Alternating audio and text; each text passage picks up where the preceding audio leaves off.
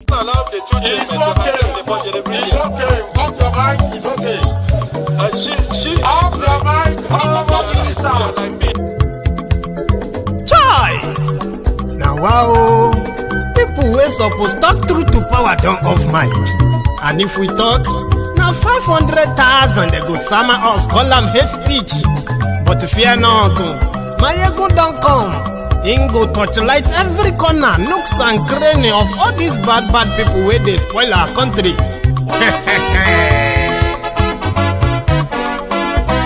So my people make we laugh, my ego don't come, my people make we shout, my ego don't come, my ego don't come, man of the masses, my ego don't come,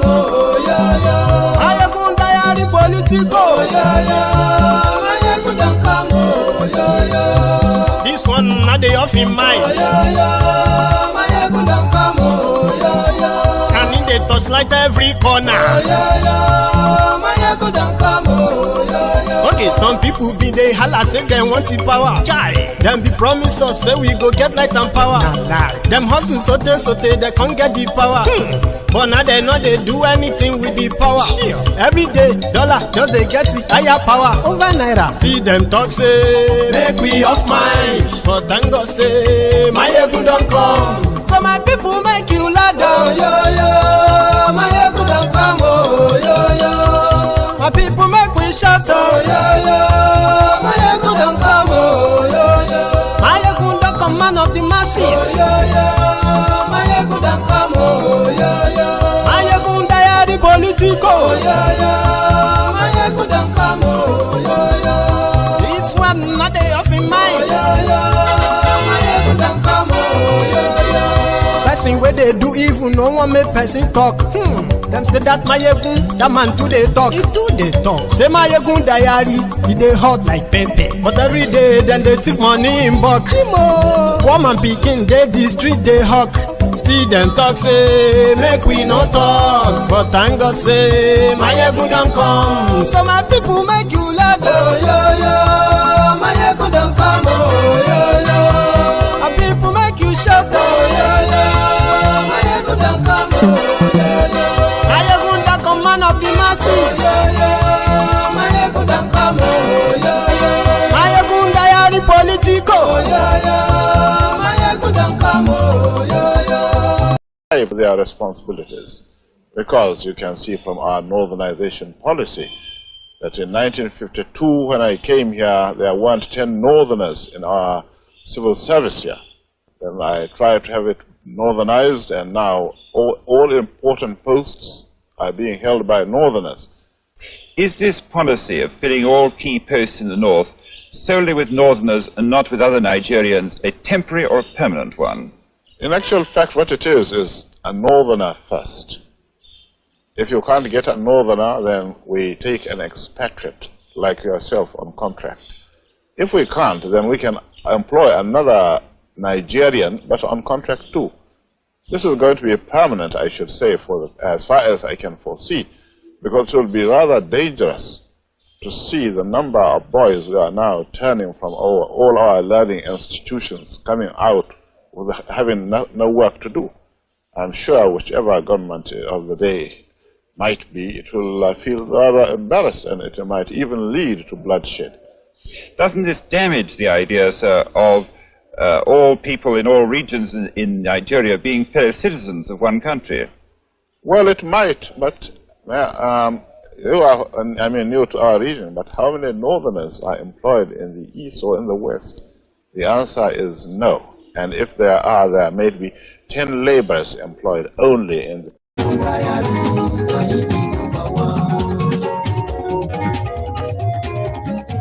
Hello there.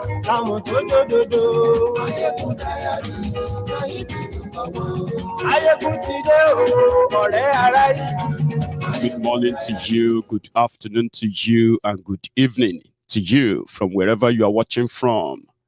This is Mayegun Live.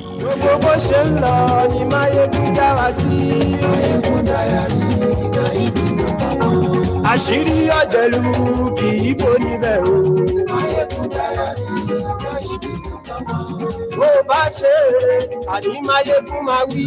Máyégún dáyàrí náírà nọ́mbà wọn. Ó sì tún ṣeré wàá gbọ́ níbẹ̀ o. Máyégún dáyàrí náírà nọ́mbà wọn.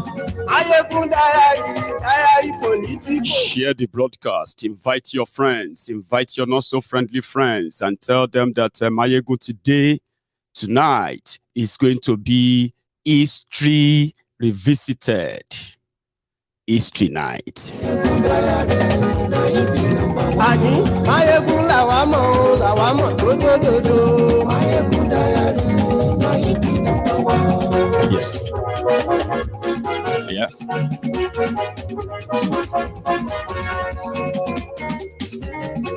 Àní ẹ̀sùn rákì. Máyégún ti dé. Máyégún ti dé. Ọ̀jẹ̀lú ẹ̀sùn rákì. Máyégún ti dé. It was George Santayana, so to say, that said, those who cannot remember the past are condemned to repeat it. Tonight, we are going to revisit history that changed, or an event that changed the course of a new nation then, Nigeria, forever. The price that millions of us are paying for today. And as they say, those who, in fact, they will call you a revisionist. I think that's the word they will use. Being a revisionist is not a bad idea, but being a prisoner of history is the worst thing that anybody can actually do to themselves. So tonight, I will do my best, as usual, to take you through the event of 1965, 1966, January, as well as the rematch of July 28, 1966.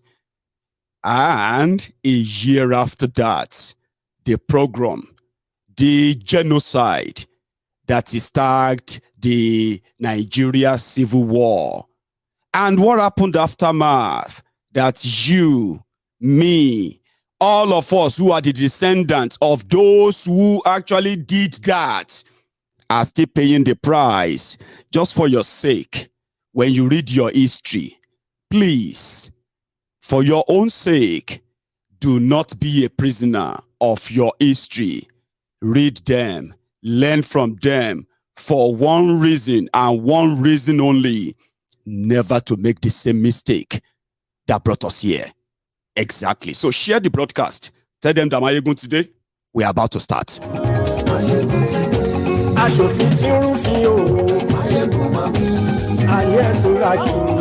Mayegun ti dé. Òwúrọ̀ olóṣèlú. Mayegun máa wí. Ayé ẹ̀sùn rákì. Mayegun ti dé. Ọ̀jẹ̀lú ẹ̀sùn rákì. Mayegun ti dé. Ayé ẹ̀sùn rákì. Thank you.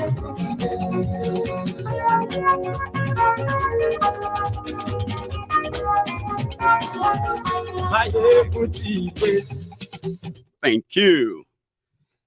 The relevance and purpose of this broadcast is going to tell on the young people in Nigeria and outside Nigeria who have been misled, misinformed, and in fact, to keep all of this away, the history that is so important to give you the real light, understanding on all that are happening in Nigeria today. They hid them away because they had to turn criminals into heroes that Nigerians and Nigeria continue to accord respect, regard, and honor, which has now been the foundation of Nigeria, where criminals are in charge of the country. How? Yeah, crimes pay in Nigeria. You just have to choose which side of the block you want to belong to while you are perpetrating your criminal act, because you get rewarded, especially if your own type of criminal mind has to do strongly with ethnic hate. And then, well, blacks won't tell you that they are racist too. But I'll come to that. Something happened to Nigeria, a new nation, just about 5 years old. And this new nation, where, I mean, it's like a conglomeration of more other nations who came together under one accord that led to independence. What was that accord? Day your day, mo day our day. But politicians, there was a time I was defining politics and politicians. So I said, politicians, right? Or let me say politics is a means of creating a problem, right? And then pretending to be finding a solution to it. And politicians are the characters, the actors that actually create the problems through politics. Then they also offer themselves as the savior, the solution finders for the problems that they have created. Now, when you are reading your history, ladies and gentlemen, please don't go back and read your history with the expectation that your forebearers, your ancestors, they were innocent. They were saints. In fact, they did everything so good. No, they didn't. That's one thing, one first regret you are going to find out when you begin to read the history of your own ancestors is that they were never a saint. None of them was. So just like all of us, they did good, they did bad, and they did horrible things. Unfortunately, the horrible things that they did, the consequences of all those horrible things, they didn't leave us even long after they were gone. Many of them. Some of them are still here. Nigeria gained independence as 3 regions, representing a total of over 257 ethnic nationalities with over 500 different languages. But a little bit segmented in a way that people who share so much in common, live in proximity or so close to one another, they were able to form regions. These were the regions that went into an agreement of independence with what was then called parliamentary system of government. Parliamentary system of government means control your region if your political party wins the election there. Which simply means in the first republic, everybody was on their own until something happened. And what happened? Politics. And I'm not going to go into all of that, by the way. The politics pushed them to this side, to that side, and they started forming a bloc. And in all of this, for those who are the first generation soldiers in Nigeria, they are not like the soldiers you have today. They were like real professionals. Seriously, you might be a soldier. Back then, you are also a student studying one professional course that you are also going to be needed. I mean, that's going to be needed in the course of your military profession. That was how it was then. They were sending them for different professional courses, which some of them include administration, governance, accounting, law, and all of that, though in military. So the first people who saw through the flamboyant and then the facade called leadership in Nigeria, from the north to the east, from the east to the west, were the young soldiers of that era. Now, look at this. At the time, there was actually no real pressure until 1963, when Nigeria, according to them, became a republic, whatever that means. A republic then, which means some are now attempting to be the leader of the country by expanding with their own, expanding out of their own space to other people's spaces. These are politicians doing all of that too. Meanwhile, the rest of the population were just living their life normally until it escalated in 1964, starting from southwest Nigeria. That saw Awolowo jailed for treason. Now, all these were cooking up, right, politically. Underneath, by 1965, the young soldiers in the military, they felt like they've had enough. And listen to this as well. A young soldier, and he was actually a major. His name is Major Kaduna Nzeogwu. Said was the person who proposed that, look at the flamboyant life of these politicians. Look at all of the wastages. Look at all the corruption. This is not good for our new country. They were the first who muted the idea of one country under one rule. Remember, that was not the idea of independence of Nigeria. We have nothing in common other than serving same colonial master who decided to give us independence based on their own understanding of us, parliamentary. Don't join them together. There was never anywhere in any of their fact-checked history where anybody was handed over to anybody. No, it didn't happen. Everyone was independent. Every region was independent until politicians started politics. By 1965, like I said, Nzeogwu, who was born and raised in Kaduna, northern Nigeria, met with other northern soldiers from those who have also given a fact-checked record of Nzeogwu. He speaks more Hausa than he understands Igbo, right?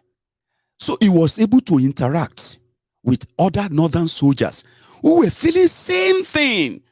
According to the biography, they said, if the time that Nzeogwu offered that advice that they should plan a coup that would topple all of the politicians from across Nigeria, their plan was not to kill anybody, by the way. Honestly, according to them, they had no plan of killing anybody. The plan was to arrest them, those leaders from the 3 regions, okay? 4 leaders from the north, 2 from the west, and 2 from the eastern region. They will be arrested, put on house arrest, and a new government will be declared. That was the plan. Not just the politicians, including those they suspected to be senior military officers. Yeah, in the north, in the east, in the west. They said when Nzeogwu raised this idea, the first people he discussed it with were the northern soldiers. They said if they opposed it, they would have killed him right there, right then. Listen to this. So by all this time, there was absolute nothing wrong with the Igbos, the Hausas, the Yorubas, and all the rest of other ethnic nationalities. Nothing wrong until politicians started politics, like I said. The game of creating problems and at the same time offering solutions. But what they were not prepared for was that a mutiny from the military. So they singled out all their leaders too in the military, in the police, to be arrested. And if they resist arrest, they must be killed. That was the order.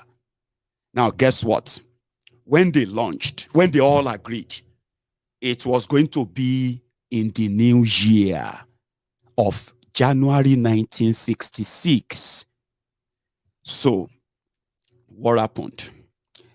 In the morning of the January 15, 1966, these following young majors in Nigerian, supposed Nigeria military, then they were their leader, Kaduna Nzeogwu, Emmanuel Ifeajuna, Timothy Onwuatuegwu, Chris Anuforo, Don Okafor, Humphrey, Chukwuka, and Adewale Ademoyega.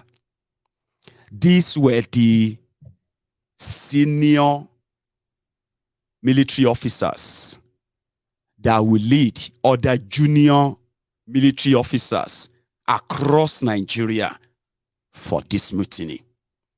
There was nothing like Igbos fighting Hausa. Don't you know? Until this 15th of January, 1966, 57 years ago. So, when they went out, they were supposed to, like I said, arrest and this and that. It escalated, right? Nzeogwu himself led his own mutiny soldiers that met with the premier of northern Nigeria, and that was right. The man I played this video earlier, Ahmadu Bello. Tafawa Balewa was the prime minister. Suddenly, the killing started. Now, guess what happened? Immediately after, according to them, their intention was not to kill, but it happened. Now, the casualties.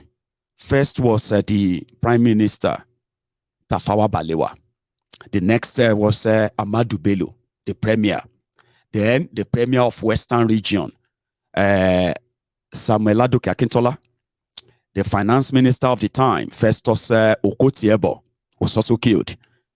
Ahmed Ben Musa, who happened to be the Bello's senior assistant at the time. That's Ahmadu Bello's secretary for security or so. Then they have this Afsat Bello, Latifat Ademolegun, Zarumi Sadauno, and then Ahmed Pategi. These were the civilians killed, right? Then the military officers, or let's say the military and the police officers killed were the Brigadier General Samuel Ademolegun, Zakaria Maimalari, Colonel Raf Shodende, Colonel Col Muhammad, Lieutenant Colonel Abogo Lagema, Lieutenant Colonel James Palm, Lieutenant Colonel Arthur Unegbe, Sergeant Daramola Oyegoke, right? And then we have PC Johanna, that's police commissioner, Johanna Gakawa, Lance Corporal Musa Nembo, PC Akman, Handuka, PC Agai Lai, Philip Lewande. Now, this was on the 15th of January.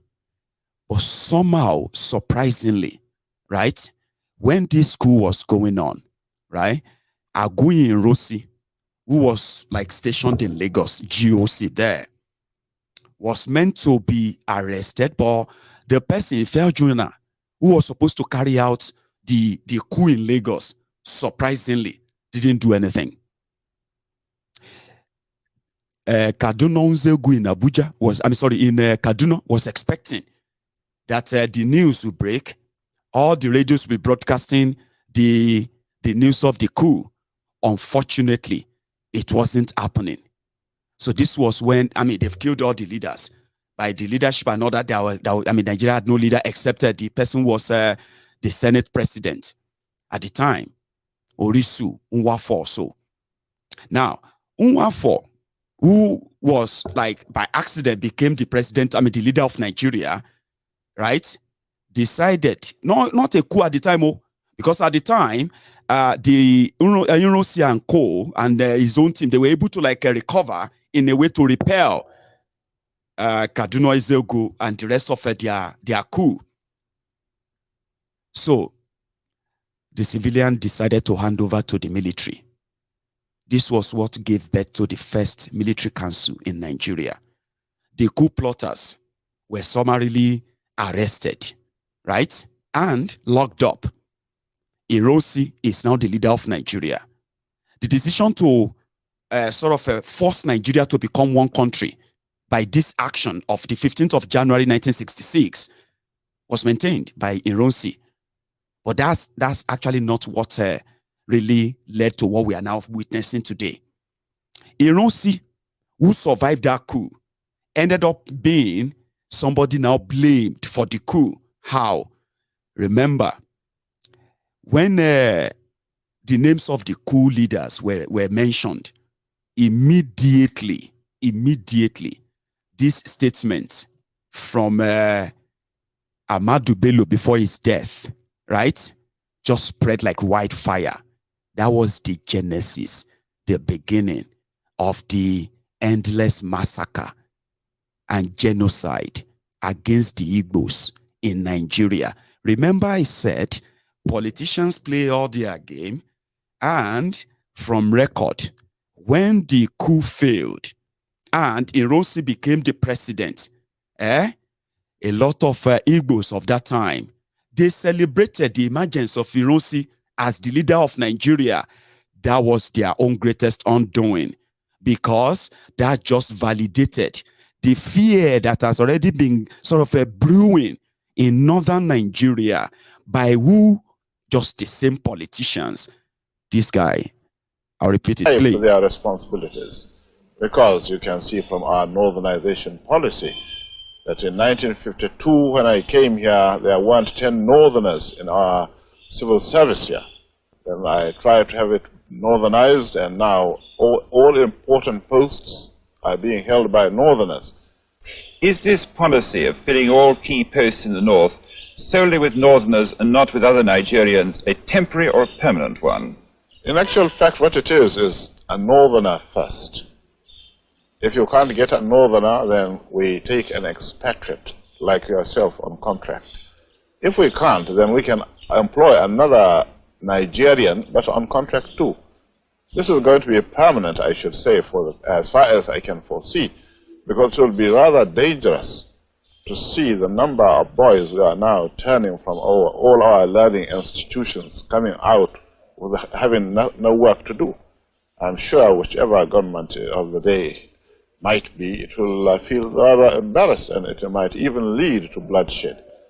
Doesn't this damage the idea, sir, of all people in all regions in Nigeria being fellow citizens of one country? Well, it might, but you are, new to our region, but how many northerners are employed in the east or in the west? The answer is no. And if they...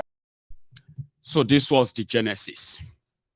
It was like validation of the fear that the politicians are already spreading. It is northerners first. Of course, that was the idea of that independence in Nigeria. It was meant to be the westerners first, and that was why they had their government. Autonomy, that was what they got. Autonomous western region, autonomous eastern region, autonomous northern region. But it was deeper than that. Now, the idea of northerner first, that has been like being implanted in them. And don't forget, one of those who were advising Sardauna, Ahmadu Bello, was the father of today's Sheikh Osama bin Gumi. So the idea was northern first. There was nothing wrong with, nothing is wrong with that. But killing our leaders. Now it is all about how to control us. And remember the coup plotters. In one of them who survived, his name, is Adewale Ademoyega, who was part of the coup that toppled and destroyed the First Republic and Independence Republic of Nigeria. In his own book, after, he said, in that book called Why We Struck, he said, in quote, "There was no decision at our meeting to single out any ethnic group for elimination. Our intentions were honorable. Our views were national, and our goals were idealistic. Even those marked for arrest, 4 were northerners, 2 easterners, and 2 westerners, according to him. So they had no, they had no intention, do you get that, of eliminating a certain ethnic group in their coup that they were plotting. But that's not what ended up happening. It was easier transited to what has now become the foundational hatred that Nigerians have against one another to this day. And it's going to be like that till eternity, until you go back to what your forebearers actually signed up for.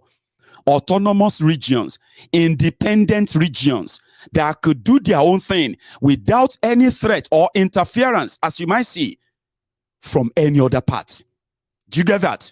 So what happened is that they were able to transit that. In fact, I have here the speech that what do you call it, Nzeogwu actually gave when their coup, you know, the broadcast of Nzeogwu after the coup. Talking about why, you know, like reading his own speech. And the content of the speech will give you an idea too, just for this broadcast before I go forward. And I'll show you a bit of that things too. So in his own speech, when the guys he expected to act in Lagos failed to act, before the military moved and crushed the, crushed the coup, he released this statement. Sorry, I'll read that to you. He said, "In the name of the Supreme Council of the Revolution of the Nigerian Armed Forces, I declare martial law over the northern provinces of Nigeria. The constitution is suspended and the regional governments and elected assemblies are hereby dissolved.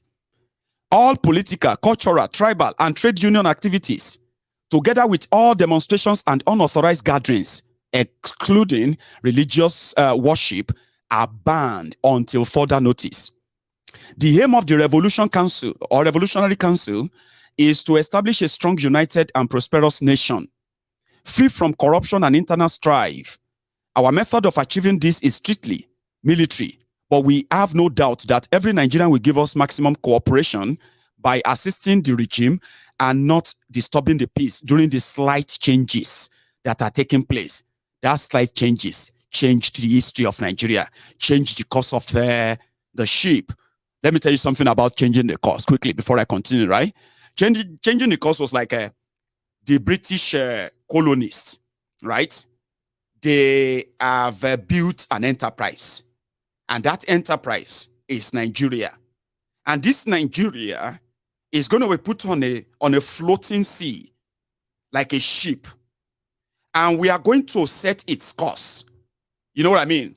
30-degree north, 20-degree east, blah, blah, blah. You know, as all those people who do voyaging. So British sat down and they draw what will be the course of the ship, the life of this new ship, Nigeria. So they set it, starting from the structure of all these millions of people being forced together, despite their differences, right? Now, this is what we're going to do. Parliamentary system of government. Let everybody handle their own affair. Nobody interferes in anybody's affair, right? Then after that, we are going to continue it as business as usual by ensuring that those who are going to lead all those regions are going to remain responsive to us or responsible to us. 1966 changed that course. And when you now do all of the auditing of those years, the only people who have lost in everything are the people who are Nigerians. The British are still making their deal. The politicians that are ruling Nigeria, be it military or civilian, they are still making their own kill. And the people are still paying the price, just like today. The foundation of the hatred of Nigeria. The reasons why you as a young person who was born years after all of this is also harboring that hate. You are harboring that kind of ignorance. And you are building on that, but you are making one mistake, telling yourself that you are likely going to change the course back through what you were born into, a mistake. Right. So according to Kaduna Nzeogwu, he said, "My dear countrymen, you will hear and probably see a lot being done by certain bodies charged by the Supreme Council with the duties of national integration, supreme justice, and general security and property recovery. As an interim measure, all permanent secretaries, corporation chairmen, and senior heads of a department are allowed to make decisions until the new organs are functioning, so long as such decisions are not contrary to the aims and wishes of the Supreme Council.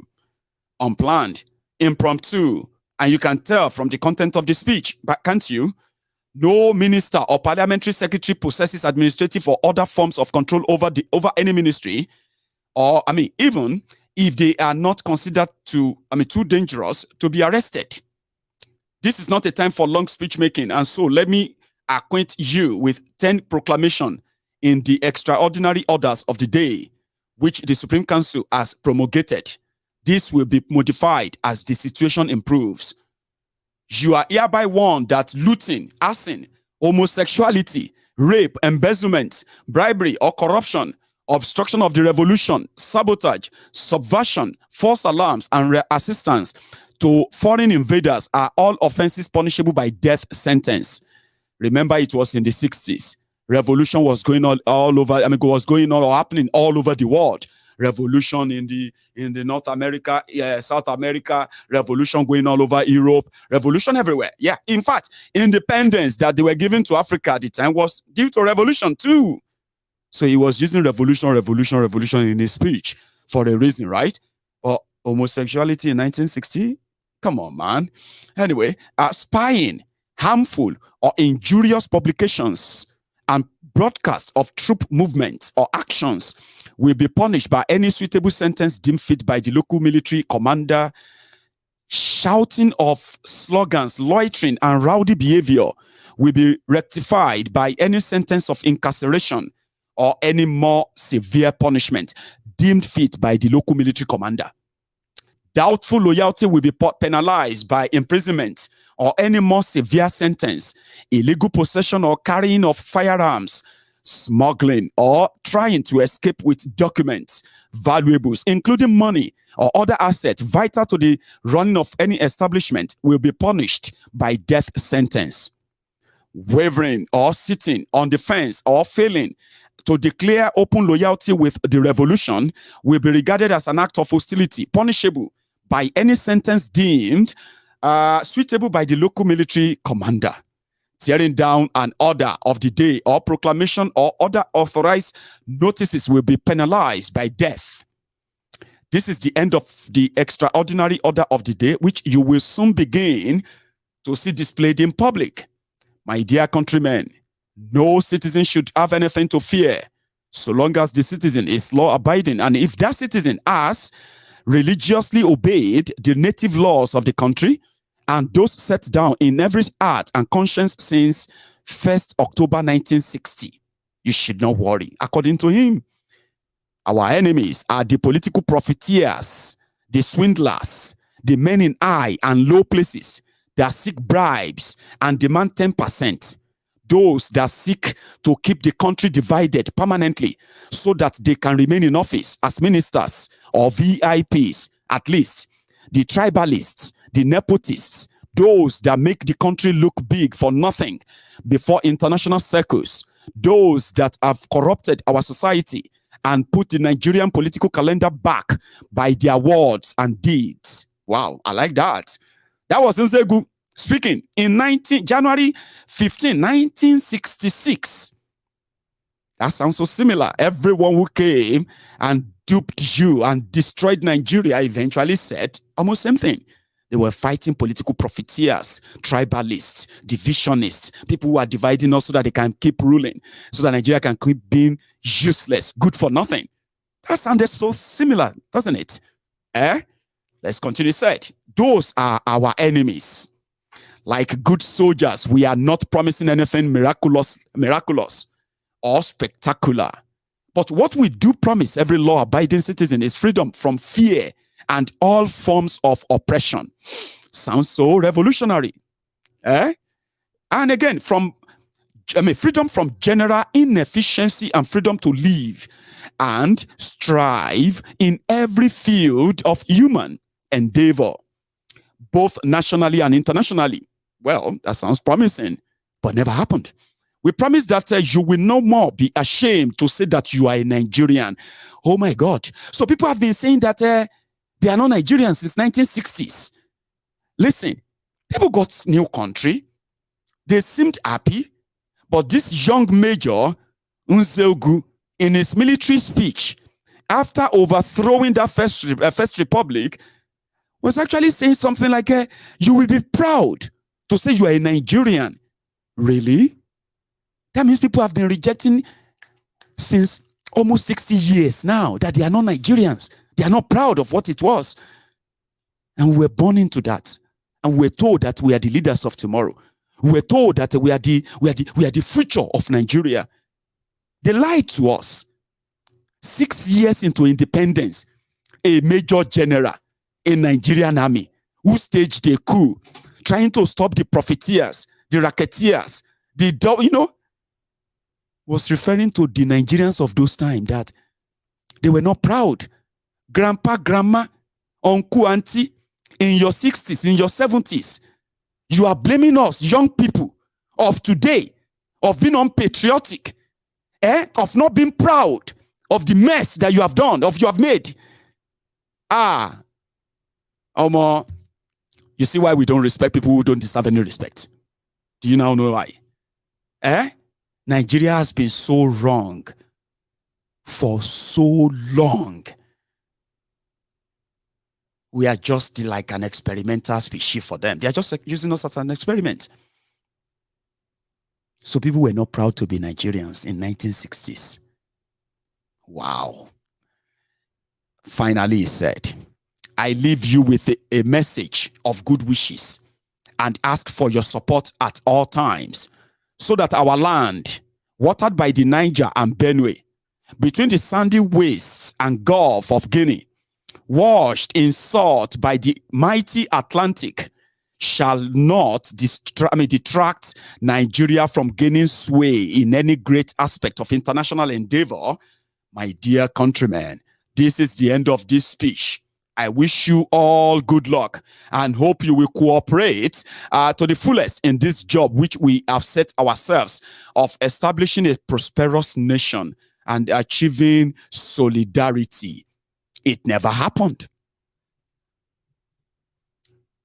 6 months after that, something happened, and it was called a rematch. A rematch from the young soldiers in the military. This time around, the northern soldiers.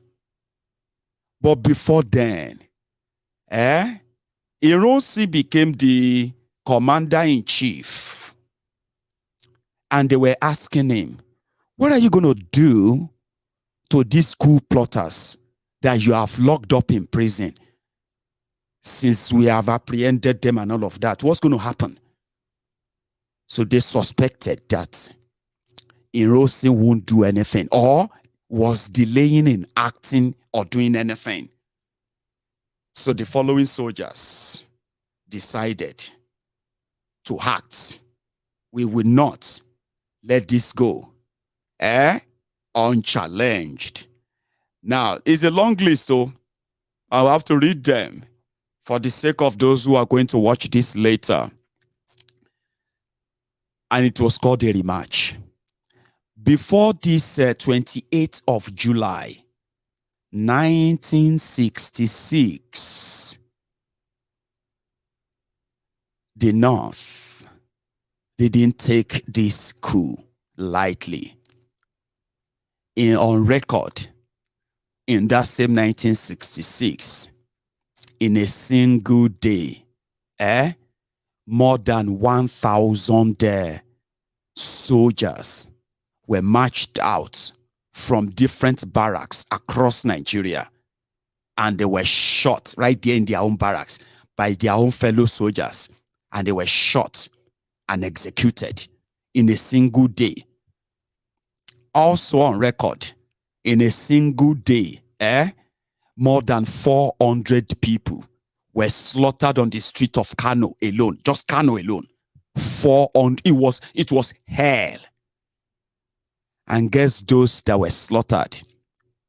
They were Igbos. This coup is not about Nigeria, Jare. This coup is not about the corruption of the politicians. This coup is not about all this they said. This coup was about the Igbos trying to control Nigeria and keep everybody as slaves. And we are not going to make that happen. Imagine you reading your history, and that is the only thing you remember, because that's what they told you. And that's exactly what they keep repeating to millions and millions and millions, especially the millions of younger northerners. This is not true.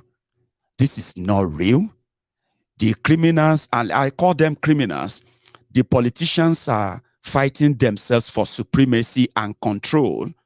And here you are paying the price, just like your own forebearers paid.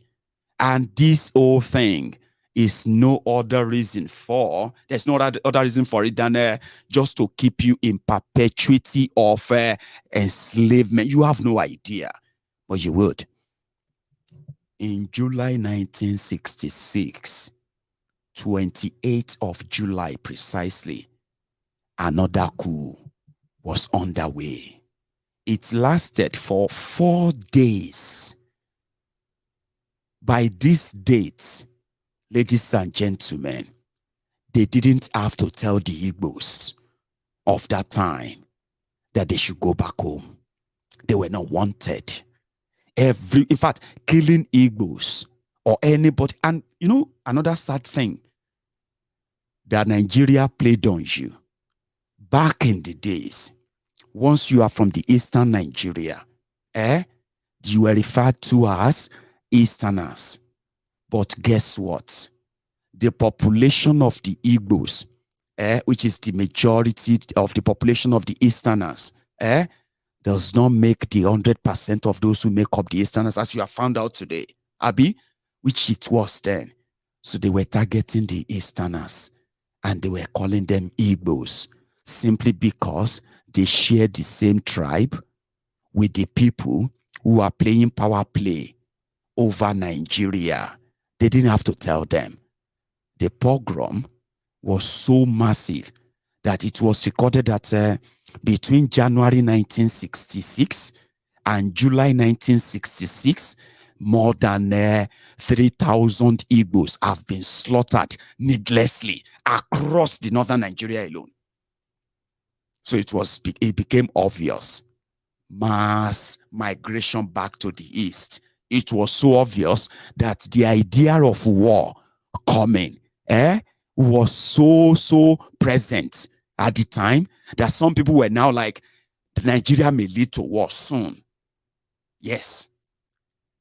So in July 28th, on the 28th of July, 1966, the following soldiers, they marched and they went straight for those they believe are the sympathizers with the January coup plotters.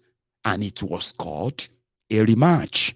This time around, it was a rematch between the northern soldiers versus the eastern soldiers. But that is just a facade, right? The majority of the soldiers, just like the majority of the soldiers in the first coup, right, were of Igbo origin and Yoruba origin. The second coup plotters includes, don't be surprised, the Yorubas, the Igbos, and the Hausas, but populated by the northerners, the Hausas. Now, the following soldiers who staged the rematch, which now saw more death than that of January, which now saw, including more genocide. Like I said, this was when the course of Nigeria's ship changed to the direction you are witnessing today, the one that is now using our blood, the blood of the innocent people, your blood, my blood, everyone's blood is already donated as for the survival of Nigeria. You just don't know when they're going to demand it. And they won't tell you when. The course changed again by the soldiers. The principal coup plotters of the era then, the rematch, were Lieutenant Colonel Joseph Akaham, who was the commander of the 4th Battalion in Kaduna. You have Lieutenant Colonel Muritala Mohammed, who was an inspector of signals in Lagos. You have Major General Major Theophilus Danjuma, who was the principal staff officer of the army headquarters in Lagos. You had Major Abba Kyari, then the artillery in charge of the weapons in Kaduna. You had a Major General Martin Adamu. He was the leader of the 2nd Battalion in Lagos. You have Major Shitu Alao, a Nigerian Air Force headquarters in Lagos, in charge of the Air Force. Then you have Major Musa Usman. That one was in charge of was also part of the Air Force in Lagos. Then you have the captain. This one is Captain Joseph Garba. He was in charge of the Federal Guard, the soldiers that are going to be marched from Lagos. Then you have you have Isa Buka. Isa Buka was also in charge of the Federal Guard as well in Lagos. You have Ibrahim Taiwo, captain. He was in charge of the garrison. He's a garrison commander in Yaba. You had Baba Usman, GSO. He was a grade 2 army, whatever. You have Abdul DS Waya. That one was from Kaduna. You have Lieutenant Muhammadu Buhari. He was 2nd Brigade officer in Lagos. Lieutenant Ibrahim Babangida. He was first reconnaissance, reconnaissance squad officer, or Kaduna, something. Then you have Ibrahim Tanko, who was of 4th Battalion in Badon. William Wabi, he also from 2nd Battalion in Lagos. Maman Vasta, 4th Battalion in Badon. Bukasuka Dimka, Military Training College, Abuja, Kaduna. Yakubu Dambo, 3rd Battalion, Kaduna. Garba Dada, Adjutant Battalion Officer, Ibadan, 4th Battalion, Ibadan. Lieutenant Garba Duba, another squadron from Kaduna. Muhammad Balarabe Haladu, that one was from Ibadan. Malami Mahe Nasarawa, 2nd Battalion in Lagos. James Onoja, 4th Battalion, Ibadan. Lieutenant Abdullahi Sheleng, Company Commander, 4th Battalion, Ibadan. Paul Shabri Tafa is a Federal Guard from Federal Guards in Lagos. DS Abubakar, Abeokuta Garrison. Sonny Abacha, 3rd Battalion, Kaduna. Muhammadu Gadonasko, Artillery, Weapons, Kaduna. Paul Dixon, Sabo Kwale, that one they are from Abeokuta Garrison. John Shagaya, that name ring bell. The Shagaya family, oil block in Nigeria. These were the owners of Nigeria after this rematch. These were the people who shared Nigeria for a long time. And you know them, right? So when they staged theirs, they now presented the leader of that coup was Muritala, and the purpose of that coup was to avenge the death of their leaders, starting with the premier, the Ahmadu Bello, as well as the Prime Minister Tafawa Balewa. Excuse me. So when they were done, they were lost. What are we going to do next? What should we do now? Well, there's nothing to do. They have killed the Rossi. They killed the Rossi in Ibadan. Kida Dekunle, that was hosting him, right? They killed him too. So what are we going to do now? Because they were scared. All these guys, right? They have killed enough Igbos. They have killed their leaders. They have killed everyone they could see in sight. They ran back to the northern Nigeria. That's what happened. They ran back. And they were waiting for the eastern Nigeria to start a war. But that didn't happen. Azikiwe was cruising. He was on a cruise ship to Europe from December. By the time the coup was happening in Nigeria in January, he was already in the Caribbean, enjoying his life, validating the reason why Nzeogwu and these boys plotted the coup. So what happened after? He just stayed here. Nigeria have no leader. That was when the British walked in again. No, you can't. You can't break up from Nigeria. This is not actually the time to break up. This is a pure self-destructive button you are pressing.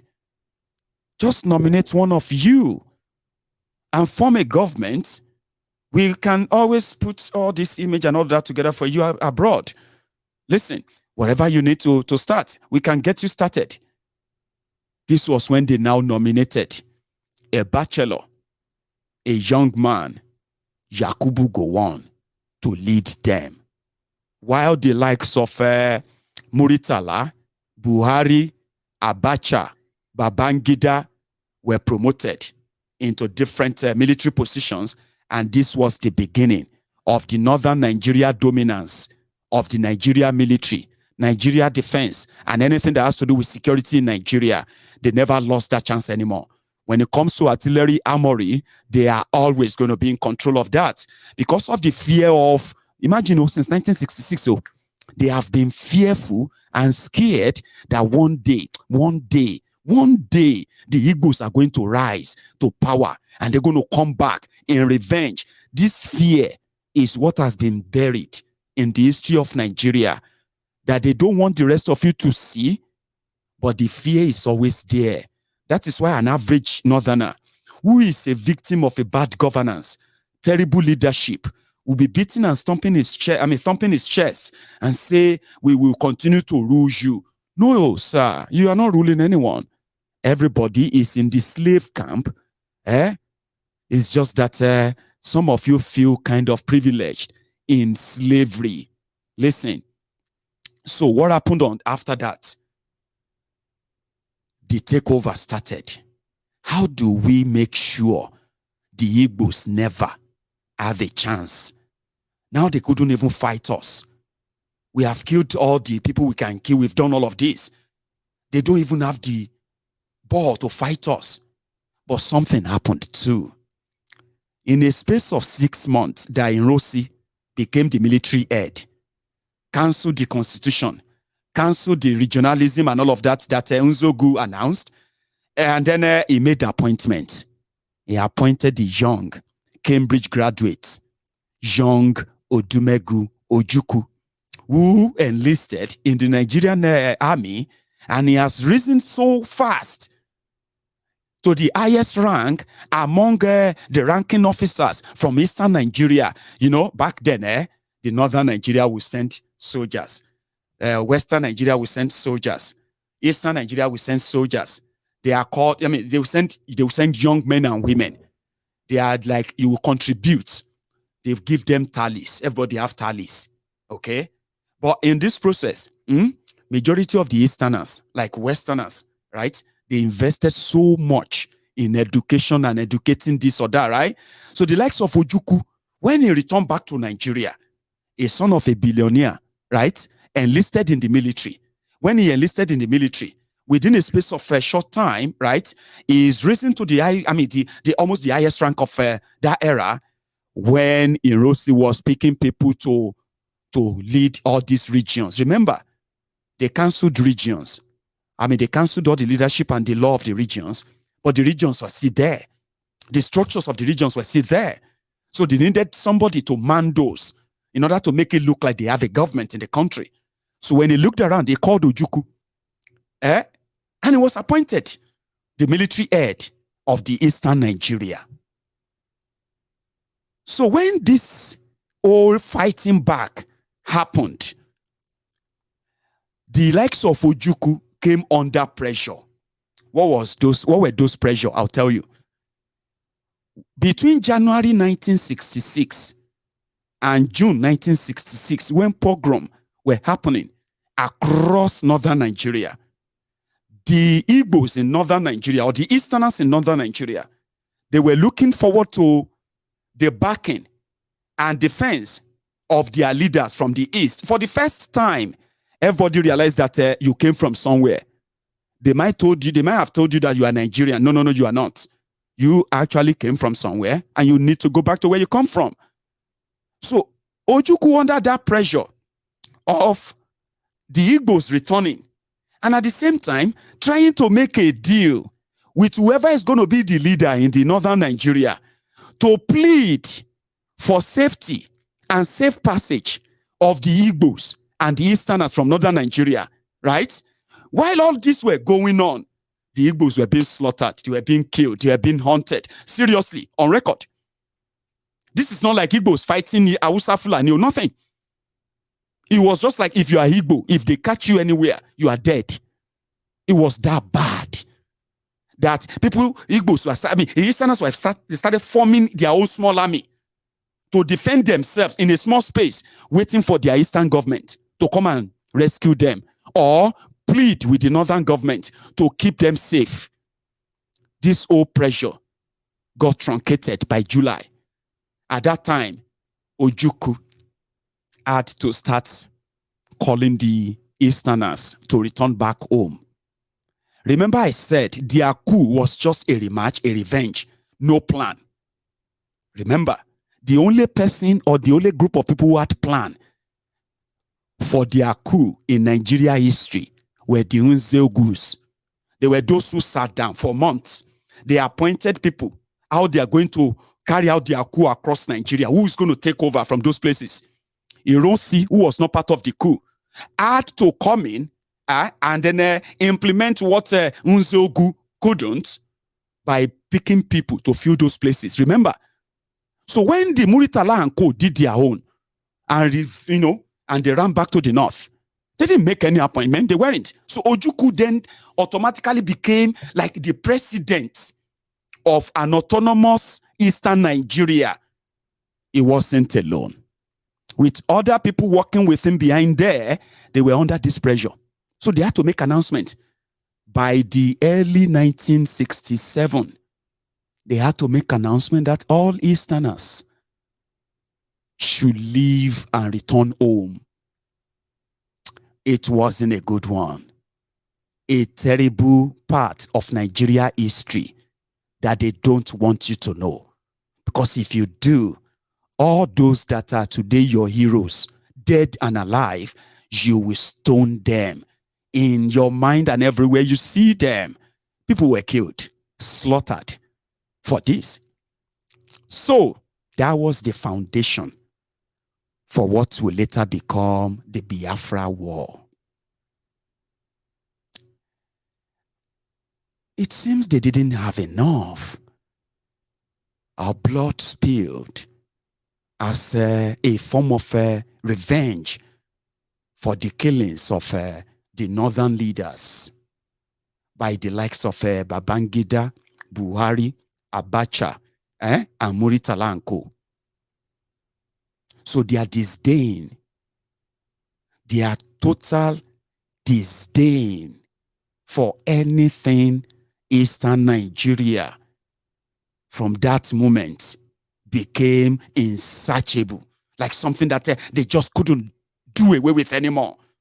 They just had to do something that if they have to wipe all the Igbos out of Nigeria completely, then so be it. You won't believe this. So it was this long-held, this hatred that has now become what has become an institutionalized hatred in Nigeria of today. But the question is this: of what advantage is wiping off the Igbos from Igbo land? Of what advantage is that to an average northerner that is struggling and suffering in the midst of plenty? Of what advantage, again, is keeping the Igbos in Nigeria? Is it just to keep all of us to continue to suffer together? Have you ever asked yourself that question? Now, long story short, it didn't take long. In fact, it didn't last a year before they declared war on the people of Eastern Nigeria. And war it was. A genocidal war. Oh my. Another horrible part of Nigeria history that they will continue to double down, because the day you say it the way it is, you are never going to see a lot of these criminals same way again. This was what brought the idea of a one Nigeria. To now break the idea of you being independent or being on your own as your forefathers, your ancestors signed up. They started creating states to segregate you, demarcate you, divide you more to what you now have today. But you know something, like I said, if you go back to your history, please don't go back to that history reading it as if to say you are going to read your ancestors as saints. Our ancestors did horrible things to themselves. Horrible things. They did good, they did bad, and they did horrible things. And it is your own sort of a right to know that. And it is also very good for you that when you know this, you don't inherit that hate or hatred. Look around you. Look at Nigeria. Look how divided Nigeria is today. What is it that they haven't tried? What? Prayers, peace meeting, national conference. What is it? What kind of government haven't you tried? The moment they change the course of a new nation, which is conglomeration of other nations, then you change the course of their destiny. That is why nobody can really define who is a Nigerian and where are we going? Where are we? Nobody can, except those who are just going to milk your vulnerability, like those who have done in the past, that presented themselves as your leaders. I mean, people do say blacks are not racist. Do you know that? Yeah, people say that. No, I'm a black man, I'm not racist. You haven't met Nigerians, have you? I'll give you instances. Even Nigerians will tell you, I'm not racist. Okay, maybe they are tribalist. But what's the difference? Race, tribe. They are just what tells our history, our story, where we have come from. We all came from somewhere. All of us came from somewhere. So if you want to know how racist Nigerians are, and they don't admit, very easy. Some of you will listen to some of these lines I'm about to use now. And at that moment, you'll be like, oh my God. So I'm actually racist, Sha. And I didn't mean it, oh. Yes, maybe you are not. Oh, yeah, Jesus. So I am actually tribalist too. I didn't know. Let me use some lines. I am a Yoruba man, and I am very proud a Yoruba man. Ijebu man. Very, very proud one indeed. But don't be surprised if you read and somebody says, oh my God, wow, I have never seen or heard any Yoruba man that is so straightforward and sincere like this man. I always believe that Yorubas are like betrayers. You know, Yorubas are very cunning. You know, I don't really trust Yorubas because you are not Yoruba. But if they say you are racist, you're going to rebuff it. No, I'm not. I mean, Yoruba. I have Yoruba friends. I have Hausa friends. I have Fulani friends. Oh, my dear sister, look at me. You are a racist person. You are tribalist. There is nothing wrong in that, by the way. But it is just the level of condescending in the tone and mind. And no matter how, see, don't pretend, don't try to be a nice person. I mean, I said it nice. I didn't say horrible. No. That particular one is a racist statement. It is just the same thing like a white man or a white woman admitting and say, wow, oh dear, You are the most intelligent black person I have ever listened to. Honestly speaking, you changed my mind about black people. Really? Or you look around and you're like, oh my God, Uche, you are the first honest Igbo man I have seen in my life. Okay. How many Igbos have you met in your life? Well, not many, but I've heard a lot about them. My dear, you are racist. Yeah, you are. And listen, when you say those things, some of you are saying them from the position of sincerity sometimes, or position of scorn, or position of hatred that you are feigning and disguising as just being honest. I'm just being honest now. I have never seen an intelligent Aboki before. In fact, this is the first time I'm hearing an intelligent Northerner, a sincere Northerner. This is the first time I'm actually hearing a very honest Muslim. This is the first time I'm hearing this or that. Those are racist remarks. But in our climb,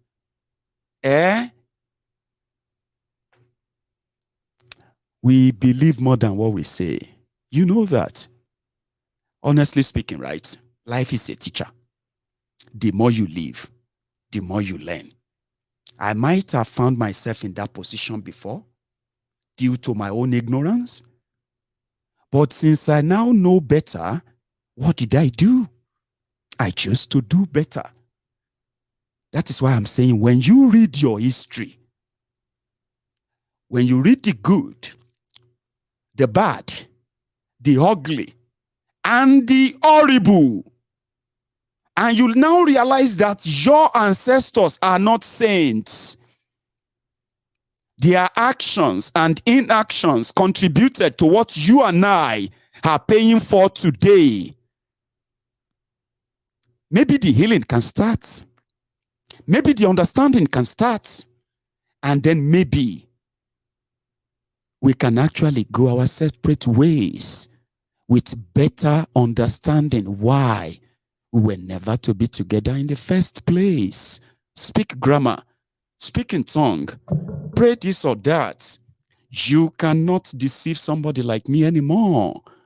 And that is why I'm saying, be the reader and a studier, a good student of your history, but never in your own life and for your own happiness. Be a prisoner of your history. Because what many people have inherited from Nigeria history is the hatred initiated, planted, watered, and grown to this humongous, this deadly Nigeria that we are living in today. We are still living a lie. You know that? Yeah, we are still lying to ourselves. Oh, you haven't met the unity beggars. Yeah, those who are like, let's forget all of that. Let's just move on. No, you don't move on from such. Okay? You don't forget such. People said, and I think that was exactly what Gowon felt when he was given the power at that young age. Ignorant, uneducated, miseducated, completely no idea of what Nigeria was all about. But he was bestowed with power. And then he came out public and he said, after killing millions of people, needlessly, for nothing, he came back and he said, no winner, no vanquish. Let's move on. Let's just move on. Let's forget the whole thing. Let's move on. No, you don't move on from that. Haven't you seen that? Today, what happened in 1956? 1966, 1966, 1967, 1968, 1969, 1970. They are now rearing their heads today, fueling the same, the same hate, the same hatred and all of that, that is now sort of a crowding your charade of 2023 election. Haven't you seen that? Or can't you? It's not changing. You are still deceiving yourselves. So as young people watching me right now, I may be able to impact in your reasoning. I may be able to impact in your education. I may be able to help you in figuring it out, what the future holds for you in Nigeria, and not what these criminals are telling you. Okay? I am young like you, but I have limited time. I have so little time than some of you. Some of you are in your teens. Some of you are in your early 20s. Listen to me. Everything they have told you about Nigeria is a pure lie. Now, if you take your time to read the history, in that history that they're going to tell you, or they have been telling you, buried in it, a lie as well, which is just to make sure that when your innocent soul is hungry for the right information about what is supposed to be your country, right? When you are not, what you are going to be fed with are going to be the hatred planted by the lies of greedy few who never had any real plan for any of us. Maybe they never even thought you and I will come to this world. But look at us here. I may be able to help you or save you under your innocent heart from the lies that are not going to make you a better Nigerian. There's no better Nigerian. Don't let anybody lie to you. You only have a better, pretentious Nigerians, patriotic Nigerians. You understand that? There's none. So before they now pollute, or before they further destroy that your mind with further lies that makes you feel like maybe you have a chance, maybe you have a role to play. No, you don't. The only role they have for you is a role to further this madness, and you are going to be the victim of it. So in your history, where they have buried lies to poison your mind, I am here to say this to you. It's all pure lies. And lies only end in one thing: regret and death in some fatal situations. So here we are. Those who planted this seed of division, some of them are dead. Some of them are alive, but they are like half dead too. You are going to live here. You're going to be in this world. The world they created. Do you really want to live in that world with a lie? So the truth of the matter is this. Nigeria may be a country, but it wasn't meant to be one country. And that is the truth. And that is why those who are like unity beggars of today, yes, we call them unity beggars. Let us come together and unite. Let's forget all these our differences and just be our brothers keepers. Let us pray to God to come and save us. Don't listen to them. Don't. Please don't. You need to listen to your conscience and your mind, which says what is wrongly forced and wedded together. Like your Bible says, right? Can two walk together except they agree? Ǹjẹ́ ẹni méjì lè arìn pọ̀ bí láì ṣe wípé wọ́n rẹ́? Ahmed will come back here and speak the Hausa for me. And then I'm going to wait for Ken to help me speak the Igbo, or any other of my Igbo brothers here who help me say that. Can two walk together except they agree? Talk less of 3. Talk less of 4. Talk less of 257 ethnic nationalities except they agree. So don't listen to whatever anybody is telling you, whatever, right? It is called kicking the can down the road. Kicking the can down the road. Do you want to know another shocker? The people that brought us to this stage, starting from Muritala, Obasanjo, Gowon, Buhari, Danjuma, who else is there? Babangida, Sonny Abacha. It will shock you that they were actually in their 20s and in their 30s. I'll be right back. Major Nzeogwu, can you please give me an account of the night of the coup in Kaduna? Well, it's rather something like the longest day. We started this off on the night of the 13th of January, when a night exercise was planned by the military college, which I command. We took our troops to the ground and taught them how to do night attacks. We didn't tell them what we were planning for, but at the end of the exercise, we took them out and showed them various places where they were to stand. and just remain in the vehicle. Next day, we went out again for the same type of exercise, and at the end, we issued them with ammunition this time, live ammunition, and told them that they were going back to the same place as they went yesterday, but this time they were to get certain people. And they were with you, were they? Oh, of course they did. Oh, they all supported us.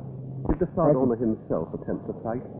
Well, no. We didn't see him until the time we actually shot him. He ran away from his house when we fired the first few shots of anti-tank gun. That was Kaduna Nzeogwu speaking there. Right.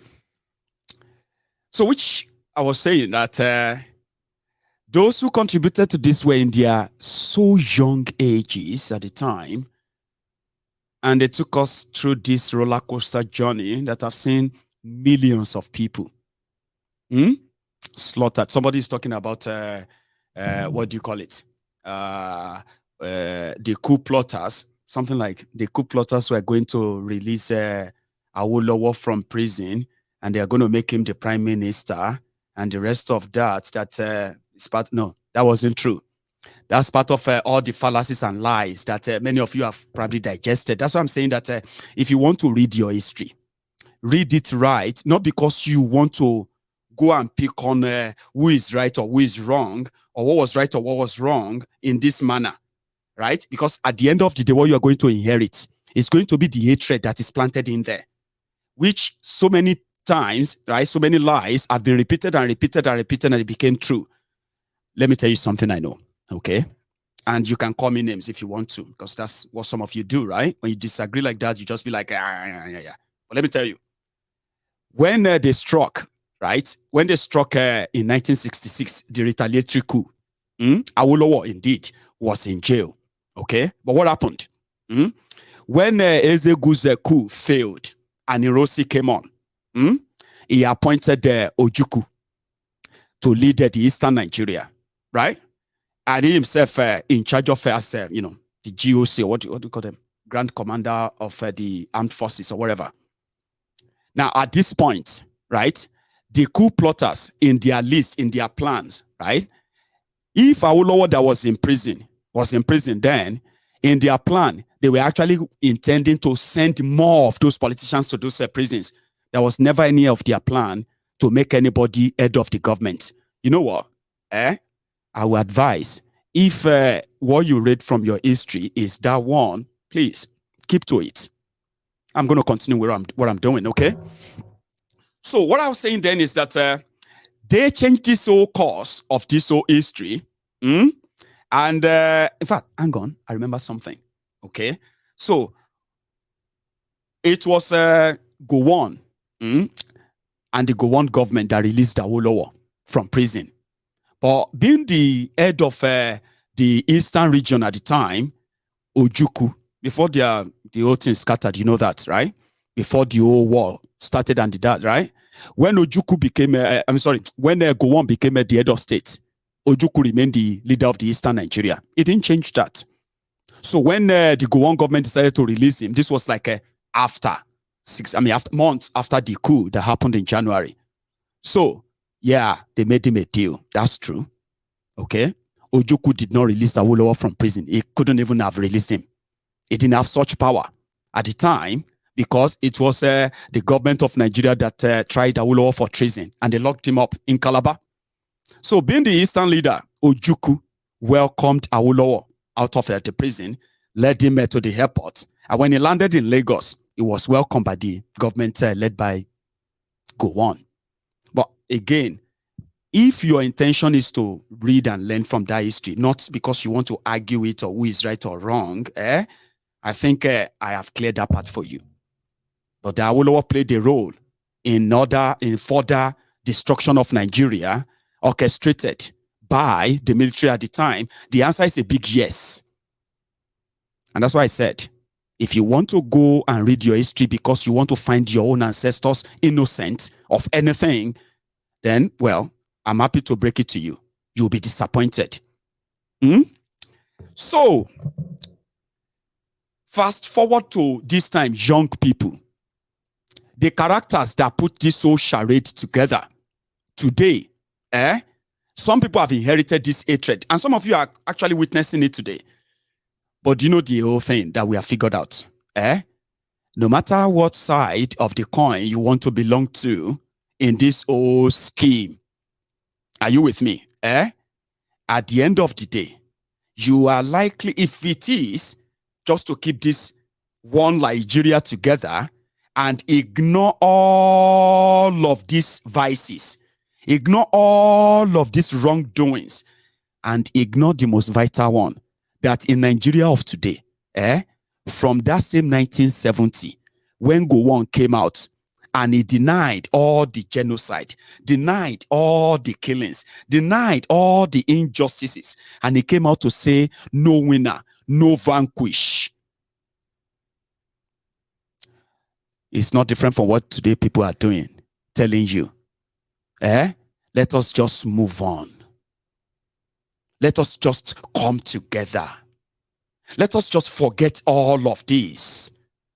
For the sake of our Nigeria. No. You are still living in denial. There is no one Nigeria. No, it was never one Nigeria, and it is never one Nigeria. The whole show, you need to come to terms and say, from 1970, that the Igbos have been singled out from the what make the Eastern Nigeria, because it wasn't the only Igbos that made up the Eastern Nigeria when Nigeria gained independence. You know that. But Nigeria of this northern what do you call it, the Hausas, the Fulani, the Kanuris, and the rest of them from this northern Nigeria, the elite, that they have kept after the war, they have kept the Cold War in place. Igbos are to be economically subdued. They are to be politically subdued. They are to be, security-wise subdued. By all means, they must remain targets of all that Nigeria want to use as scapegoat. It is called Cold War. Today, some of you will say, and it's nothing. They are just like, they always like to claim victim. Why won't you say that when you actually didn't see them as one? And I've actually told my Biafran brothers and sisters anyway a few times or many times that all this I'm saying is not to. I'm not saying all of this because I want to make you feel good. I'm saying all of this because they have to be said. People need to know for real what happened. Yeah, they should. And they deserve to know, especially young people, from feeding on these lies and then furthering this hatred, division in a way. Yeah? Or in so many ways, rather. People need to know. I have figured it out that even the northerners, that they are made to believe that they are privileged in Nigeria, they are this or that. They are not spared from this old destruction. You know that. I figured it out that it's not about them. When they are flying those cards, I'm representing Igbo, I'm representing Yoruba, I'm speaking for my people of northern Nigeria. It's all lies. Lies. None of them is speaking for you. None of them is representing you. You are just their meal tickets into the dining table of Nigeria, where they are sharing your destiny and all that, your commonwealth. I figured that out. And that's why when I speak out like this, it is to help young people to understand Nigeria better and should stop listening to unity beggars. Unity beggars are deniers. They are deniers of all of this. Nigeria denied that all this happened. And whenever they want to acknowledge it, they will say Military Remembrance Day. What the hell is Military Remembrance Day? They were celebrating the day, right? That the first coup, the second coup, and the subsequent coup. Nigeria never fought war. Nigerian soldiers never fought any war to defend Nigeria anywhere. Well, yeah. They sent them as a contingent to ECOMOG contingent. That was West African, ECOMOG soldiers. Nigeria never fought any war with any of our neighbor since before or after independence, ever. When it was time for Nigeria to defend, for the criminals in Nigeria to defend Nigeria in Bakassi Peninsula, Gowon gave the peninsula to Cameroon. Yes, he did. You don't know that? Yeah, the peninsula that Obasanjo finally came to resign again and gave to Cameroon. It was Gowon that first gave it to them. What do you think? Why do you think they divided the Eastern Nigeria to all the names you are hearing today? Niger Delta, Bakassi, Igbo region. Why do you think they do all of that? It all started back then, just to get rid of all that happened. See what they could do to get rid of this from history generally, but they couldn't. The Igbos didn't die. They wanted them dead and stay dead. They felt like they are conquered and they want them to stay conquered. How do you then say no winner, no vanquish? When the agenda is to what? Turn what was like a face-to-face war, genocide, into Cold War, a war of denial. So I'm not saying this because I want you, the Igbos, to feel all right. This is something that should have been said a long time ago. This is something that a lot of us should know. Instead of people feeling like they hate Igbos. I hate Igbos. Why? They kill our leaders. They killed our leaders in 19... Who were your leaders they killed in 19 so and so? And how many of you have been slaughtered afterward? Trying to justify that. And since then, how much of advantage and development this has brought, that you are now, your leaders, your new leaders, and subsequent leaders who ruled Nigeria for 48 years out of 62 years independence of Nigeria. Yeah, they ruled 48 years, military and civilian. But they didn't make the northern Nigeria better. It's because the hatred planted in your history is the only one being shared. Isn't it? So don't let some old people that have become wasted their fossil, don't let them mislead you until you become one too, old, useless, and weak, full of regrets. Everything they told you about Nigeria is a lie. And unity begging is also a fraud. There is fundamental error with Nigeria.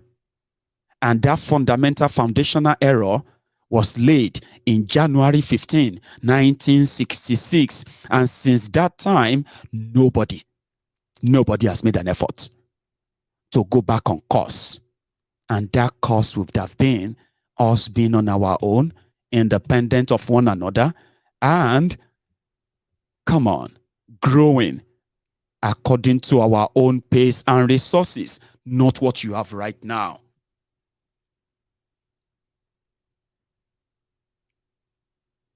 So I just thought I should know. You should know. If you have read Nigeria history many times, and you have read what they did to one another, and then you look around to what is happening today, in my view, if you are castigating yourselves and then holding yourselves in this hateful kind of mindset, I don't care, just this is for everybody. But when you pay attention very well, those who planted this seed, they did so because of their own personal, selfish, greedy, political survivor, which now transform into what we are now dealing with today. A lot of us are going to still kill ourselves in order to prove to ourselves that we are more superior to ourselves. But we can save ourselves from all of this. Our children, generations yet unborn, we can by being honest and say, listen, there was never a one Nigeria. There's no treaty. There's no treaty anywhere that people signed and said, we are coming together to be one under this arrangement. Until that happened, Nigeria is just it's just fake. And this has nothing to do with you being patriotic or not. This has nothing to do with you hating Nigeria or not. This is the reality. This is our life. This is something that has been taken for granted for so long, and due to our ignorance, poor education, miseducation, which are all deliberate, we are fighting the battle that those who started them are long gone and dead simply because we can't say the truth to ourselves. We will rule you, we will control you. Nobody's going to rule anybody or control anybody. That's why there's no unity. And you can't get unity by just wishing it. It is by justice, giving justice. I'm talking about justice. Nigeria will never give justice, but that won't stop people from demanding it.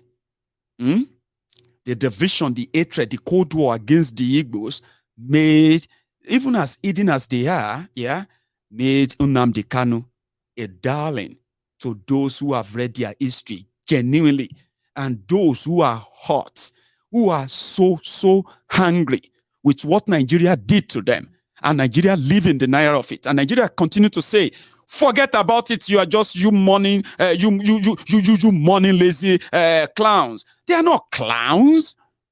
When they say millions of people died, they're talking about humans, people whose own the survivors are today. They're never going to forget, and Nigeria is not going to admit. So if that's not going to happen, somebody said, then let's go our separate ways. Igbos can't be your president. Have you asked yourself why? Your parents said they can't. Your parents said they can't be the president of Nigeria. But your parents also said, if they try to leave Nigeria, Nigeria will kill them. Are your parents not mad? It's a question. No, I don't care about your parents if you are one of those who have that mindset. Oh. Think about this. They said they would not, and they will no longer be the cannon fodder for Nigeria anymore. Ethnic cleansing, ethnic profiling, genocide, ethnic genocide. So they decided to live or die. You forced them back. Why? Just because you want Nigeria to remain big or because of their oil? You forced them back because of their oil, Abina, because to make Nigeria remain big. Because I don't understand. Now, you forced them back to be what? Not part and parcel of Nigeria? To be questioned? To be suspected? Then why do you want to keep them? See, in Yoruba land, there's a saying, they said, ẹni tí ó bá fẹ́ bá rìn má fura sí o, ẹni tó bá ti fura sí má bá rìn o. Loosely translated as whoever you want to make your friend, don't suspect him. And whoever you suspect, do not make friends with him. I mean, why would I be your friend if I'm suspecting you like I suspect you? I don't trust you. And then I'm still saying you are my friend. How does that make any sense? That's what Yoruba said. They said, if you call him your friend, then you must trust him. If you don't trust him, then he's not your friend. Stop lying. So if you don't trust Igbos in Nigeria, hello? If your establishment, your system is put together to mitigate against their growth and development as a people, which is so obvious, why are you keeping them? Your parent told you they will never lead Nigeria because they don't trust them. Fair enough. That could make sense if you are not forcing them to remain as part of Nigeria. So Nnamdi Kanu became a darling to those who know the truth. They would not going to live the lie. And that's one thing about knowing the truth. Once you know it, you don't want to live the lie again. It's going to be like you are just injuring yourself. You are hurting yourself. You know the truth, but you just have to put up a lie. You see, when you see people who are faking life out there, Baba, you have no idea of the kind of suffering they are going through. Putting up a face, pretending that you are what you are not. Pretending that you are part of something you are not. You're never going to be happy. Will you? So there are people like that. And they are in their millions. I'm not saying that 100% of Igbos want Biafra. But you are also not going to say that 100% of Igbos don't want Biafra. Because you don't have the figure. They are listening to him. The injustice in Nigeria continues. Okay, even with all of the old power this, power that, muzzle this, muzzle that, they took him to their court. He defeated them there. They deny him that justice. And some people are preaching unity. Show Jorawan, they look alike. It's a simple thing. But just yesterday, Soludo came out to say, please, release the Nnamdi Kanu. court says he should be freed. Buhari, who happened to be one of those who carried out the coup, the rematch of 1966. Buhari, that was part of those who staged the pogrom against the Igbos in northern Nigeria and across Nigeria 57 years ago. Is keeping another Igbo man because that Igbo man is demanding for Biafra. It took him to court, his own court, because Buhari is now the president. It took him to court. His court said he's committed a crime by kidnapping him.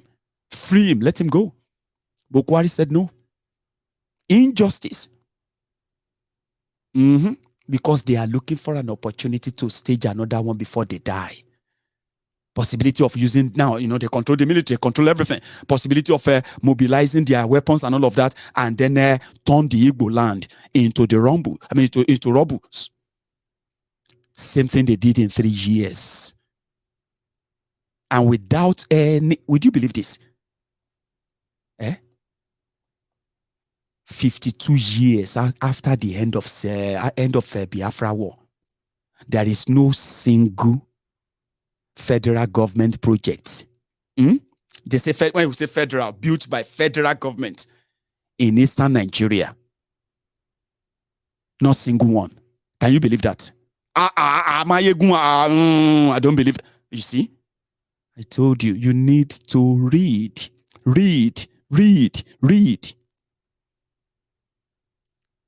52 years of budgeting, borrowing, loan, this, that. They will say, okay, this one is a federal government project, completed, built from scratch, completed for demo. Like you can talk about the airport in Lagos, the seaport in Lagos, this one in Kaduna, or that one in Kanu, and the rest of that. Would you believe that? Can you believe that? So their anger, their rage, their disappointment, and their complete, disconnect from Nigeria are all legitimate. And that's why Nnamdi Kanu, whatever you want to say about him, genuine people are listening to him, and they're standing by him too.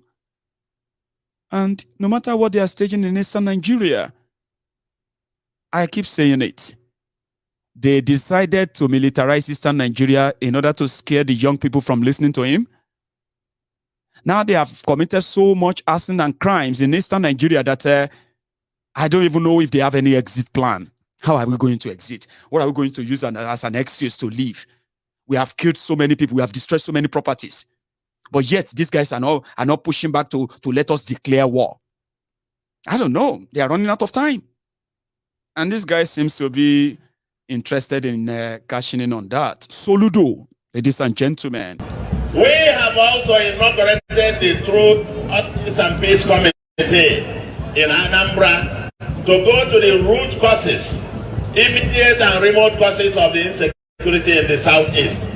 And that commission is completing its work. We are also engaging the youth and implementing various forms of non-kinetic engagement. But it is now time for the federal government to help us with the last leg of this non-kinetic approach. We now need all the major stakeholders in the security project in the southeast to come around the table and for us to discuss. For us to discuss the security and prosperity of the southeast. And I now want to appeal and plead and request and demand of the federal government and our able president, led by the able President Buhari, that a critical person required around that table for that conversation to be complete, for us to have an all-round approach to dealing with the issue of insecurity and discussing about the future of the Southeast. That person, and we need him urgently around the table. Please release him to us, and that is Nnamdi Kanu. I'm calling on the federal government to please release Nnamdi Kanu.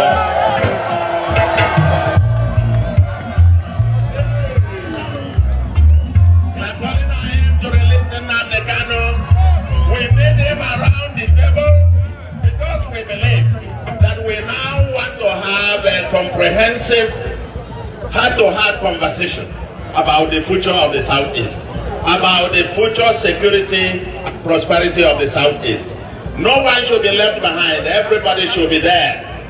If we cannot release him unconditionally, as requested by the court judgments and so on, I now offer to be the shorty. Release him to me. It don't they touch them, but some people are seeing some sinister motive behind that move. Some believe that Soludo is not sincerely asking for the release of Nnamdi Kanu. In fact, he's not really interested in peace in eastern Nigeria per se.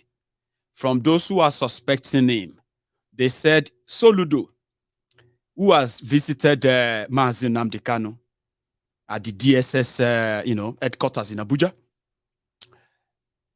he has been very hostile to the IPOB members in Anambra. In fact, he has been accused of using the military as well as their own whatever security, Ebubeagu or what have you, in Anambra, to hunt down those as, those he targeted as those that won't play balls with whatever, something is cooking in Anambra, trying to use IPOB as a partner. You know what I mean? So those who won't really play the ball with him, they are being targeted for arrest, for attack, elimination. Some of them are being killed too. All these allegations make Soludo's request a little bit like a poisoned chalice. Yeah, poisoned chalice, which is like a cup, a poisoned goblet, right? So that is offering, and the IPOB seems not to be taking it. But you see me, I've said it, and I'll say it again and again. Mazi Nnamdi Kanu, an innocent man, is being locked up because of the political power play in Nigeria. They want to illegitimize his legitimate campaign, right? The demand for self-determination is actually a universal right. The criminals in Nigeria who said Nigeria unity is non-negotiable, they are not even explaining to you why.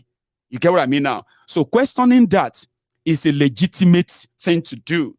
But the moment you begin to, if they legitimize it, right, then Nnamdi Kanu will likely have to run majority of these politicians, not just the Igbo politicians. So I'm talking about Nigerian politicians generally. Northern politicians, so northern military generals, so southern politicians, so southern military. In fact, the entire military, what do they call them again? They call them a military. Why did I forget that? Anyway, it doesn't matter. Just like you see this military council, and those who are backing this charade called Nigeria, okay? They realize that if they legitimize that, people will be asking questions like, okay, man, that's true. Oh, that's true. Well, that's true. And when people begin to say that's true, before you know it, they will be out of place and they will be out of business. And indeed, Nigeria would have to go back to the original plan of independent regions that came together or forced together to become a country. So, Nnamdi Kanu was wrongly and illegally kidnapped from Kenya. Illegally because the court in Nigeria said he was illegally kidnapped. And for anybody to try him at all, they first have to return him back to Kenya. Yes, that's what the court says, not me. The court says return him back to Kenya. And then in Kenya, then do the proper thing. If you do the proper thing and bring him here, we can then try him. As at today, there is no court that can try Nnamdi Kanu. No court. Any court that tries it is illegal act. Yes, and Boko Haram is illegal. Injustice in Nigeria is exactly why Nigeria is breaking apart. So Soludo begging him, I want to be his shorty, and all of that is a Nigerian way of saying, beg your oppressor, prostrate for them, give them a deal. And some said he's actually not in good faith. They said he's doing it to make sure that he knows if Mazi Nnamdi Kanu is out, right, it is likely going to influence the election by telling the Biafrans not to vote. And once he says no vote, then Obi will be affected. A lot of people are saying a lot of things, right? But I don't care about what you are saying. An innocent man is being locked up in the scheme of this whole thing. He is being locked up illegally. Listen, I've told you, I said, you may not like him. You may not like what he has said. You may actually hate him. Nigeria can make you hate him, right? Fine. But do you know that liking him, not liking him, all of that, all of them didn't make him, all of them will make him a criminal. No matter how much you want him to be proven to be a criminal, listen, that you want him to be proved as a criminal or to be convicted for anything at all, doesn't make it legit. Honestly. Look at all the things he said, Mayegun. Let us be honest. Listen, it doesn't matter what you think anymore. This guy was presented in your court. They charged him for all those things you are talking about. And the court said they are inconsequential. They are absolute nonsense. And we're not going to listen to them. They can't jail him. And that is a fact. So keeping him there is illegal. If Nigeria is breaking apart because of injustice, now here you have a golden one. An innocent man locked up by Nigeria. Do you really think that that's going to bring a unity? Of course it won't. No matter how much you live in denial of that. So yeah, they have to beg. Let's go and beg our oppressor. Say, sorry sir, you are going somewhere. They say somebody slap you. Bah! Say, wait till I do, wait till you slap me. Say, that person is soldier. But I didn't do anything, sir. Soldier, you slap me. Say, kneel down and say sorry. Say sorry. You don't they call a soldier, you don't they call barrack. If they carry you from here in a barrack, say sorry, maybe they go. Sorry, sir. I'm very sorry, sir. I'm very sorry, sir. God will judge you. God will judge. Guys, don't let him hear you. That's the kind. Let us go and beg a criminal for keeping an innocent man in jail. An innocent man that if he should come out right now, even all of you that are fighting Buhari because of injustice, because of this or that, because of what they have done to you, because of what the Shege Nigeria have made you see, right? Some of you are also like enablers of your oppressors. I remember how sad a lot of you are when they said that Nnamdi Kanu should be freed. Soludo seems to be pushing, and his prayer should be answered. I don't give a damn. Even if that devil go release him, he's an innocent man. He's done nothing wrong. He's confessed his mind and he's spoken his mind. And the freedom of speech, of speaking your mind, means if I say something wrong, take me to court. You don't lock me up and jail me and say, yeah, because of what you said you are going to do. That's not how the world works. So if Soludo is going to get Nnamdi Kanu out tomorrow, obedient, you will deal with it. Don't worry yourself. Your own whatever right you are fighting for should not be or should hinder the freedom of an innocent person. Mayegun is not innocent. Who are you? Judge Chukwuka? Abi Justice Bolaniwa? Where is your court? Or you are part you the craze. Injustice in Nigeria is for everybody. Now, because all of una, sometimes, that's why I said you love your oppressors differently. Some of you, you are not against injustice. You are not against, what do you call it? Corruption, nepotism, and all this. You are not really against them. Yeah?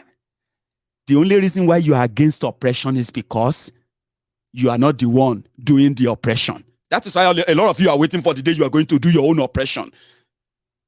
Justice is blind. Or Lady Justice is blind. Okay? It doesn't see you as a man or a woman, a Christian or a Muslim, a male or a female, yeah, man or woman, rich or poor. Is this. Nnamdi Kanu defeated them in their court. They lock him up. That is illegal. Do you understand that? Where your own right stops is where another man starts. Remember that always. And Soludo shouldn't be begging Buhari. But if they have to beg the devil, free the honest man, free the innocent man. That's it. Then deal with the rest of your own struggle. Face it. You don't lock a man up and say, yeah, it's because he's good. He's done nothing. And Nigeria is spending so much to convince you that he is responsible for this, responsible for that. But if he's responsible for all of this, where is the best place to prove it? Other than the court. The man is with you. You kidnapped him. He's in your court. He's in your custody. Now go to the place and present all this evidence. They did. And they got punched in the nose. Now they are ashamed of letting him go. He's a free man, illegally detained. Actually missed him. Let me kind of listen to his voice for a minute. My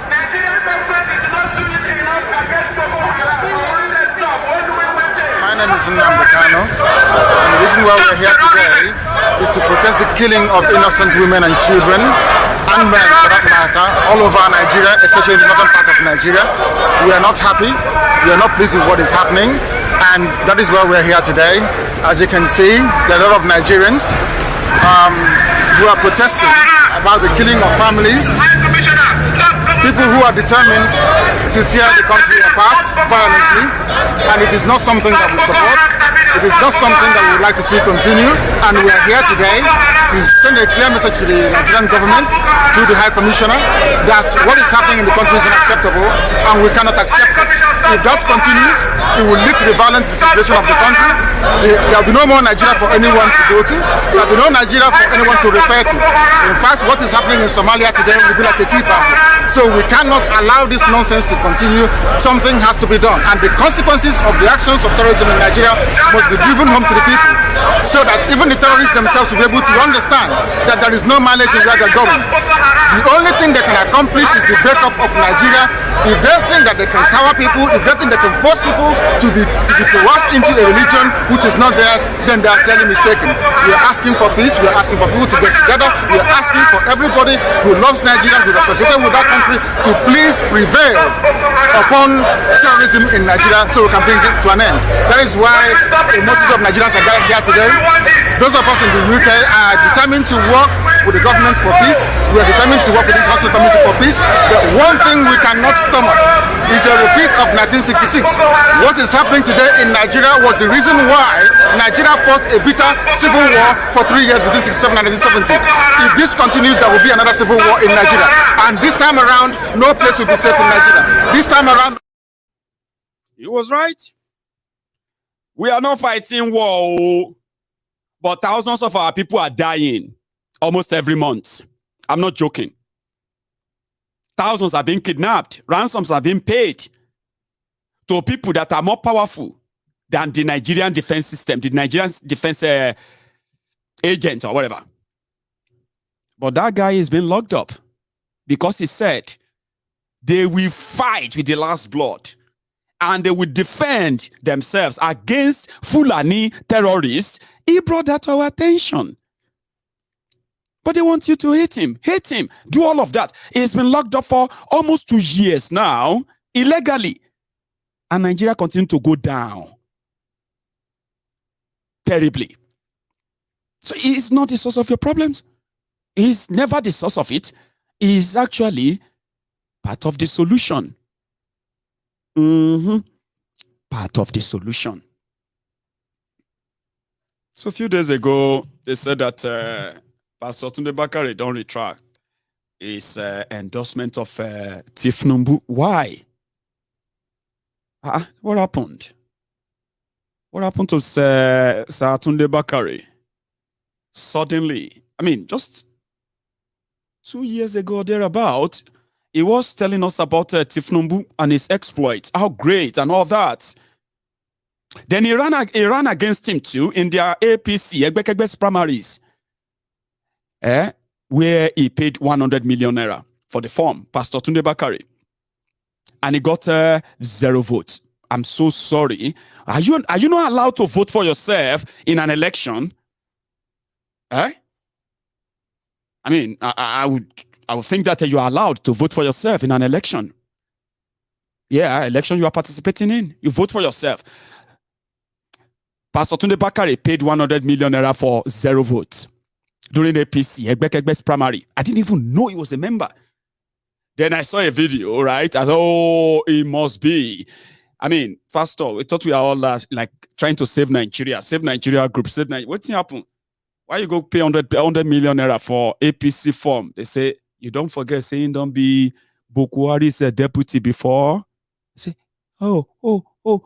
The Buhari that introduced himself as Ladies and gentlemen, I am Muhammad Buhari, and today I am 69 years old. And I am sure I don't have...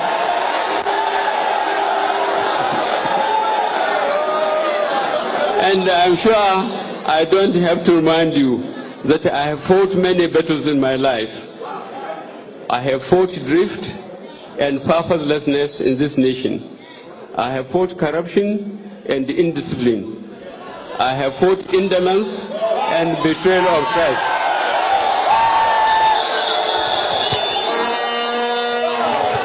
I have fought the Nigerian civil war and struggled for the unity of this country in many other ways. I have had the fortune and privilege of managing national resources in various capacities. As a military commander, as a state governor, as a minister of petroleum, and as the head of state of this great country.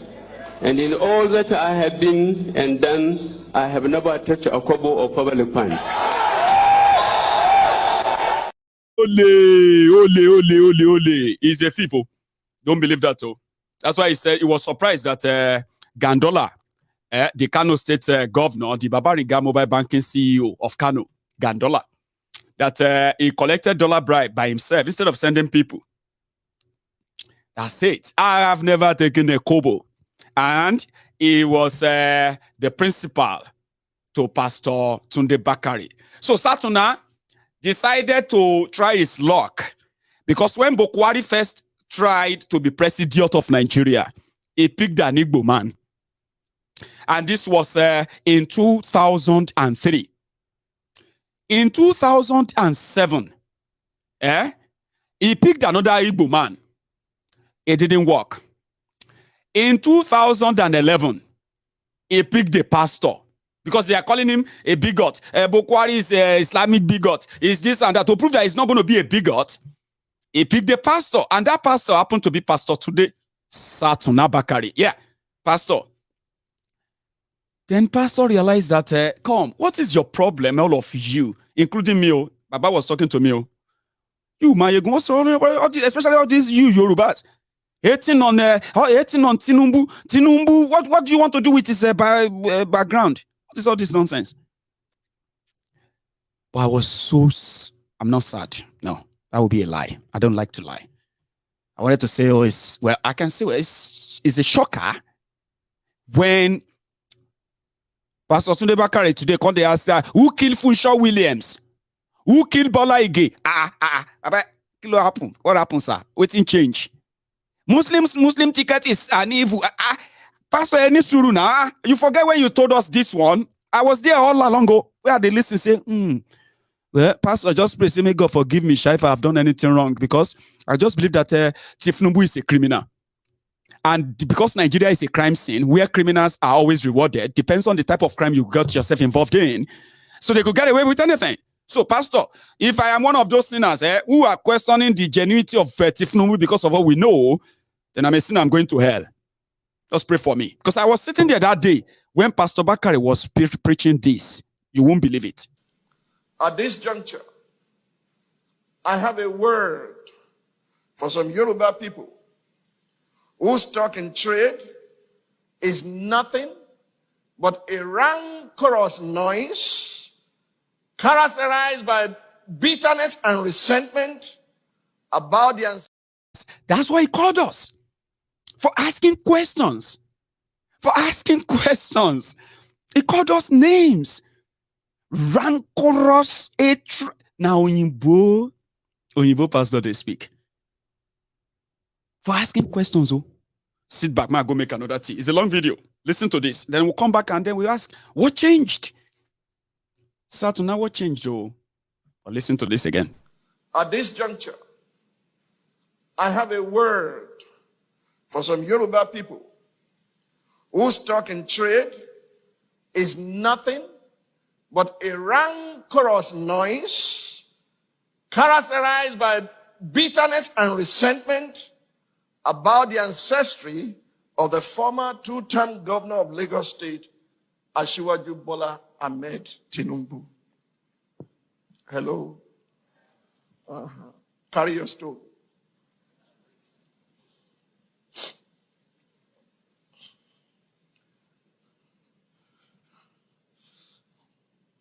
Shall I repeat myself?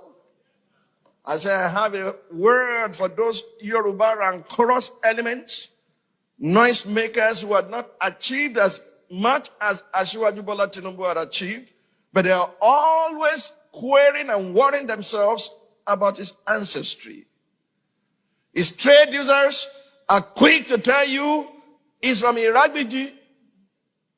That's where Jephthah came from. That's where he fled to.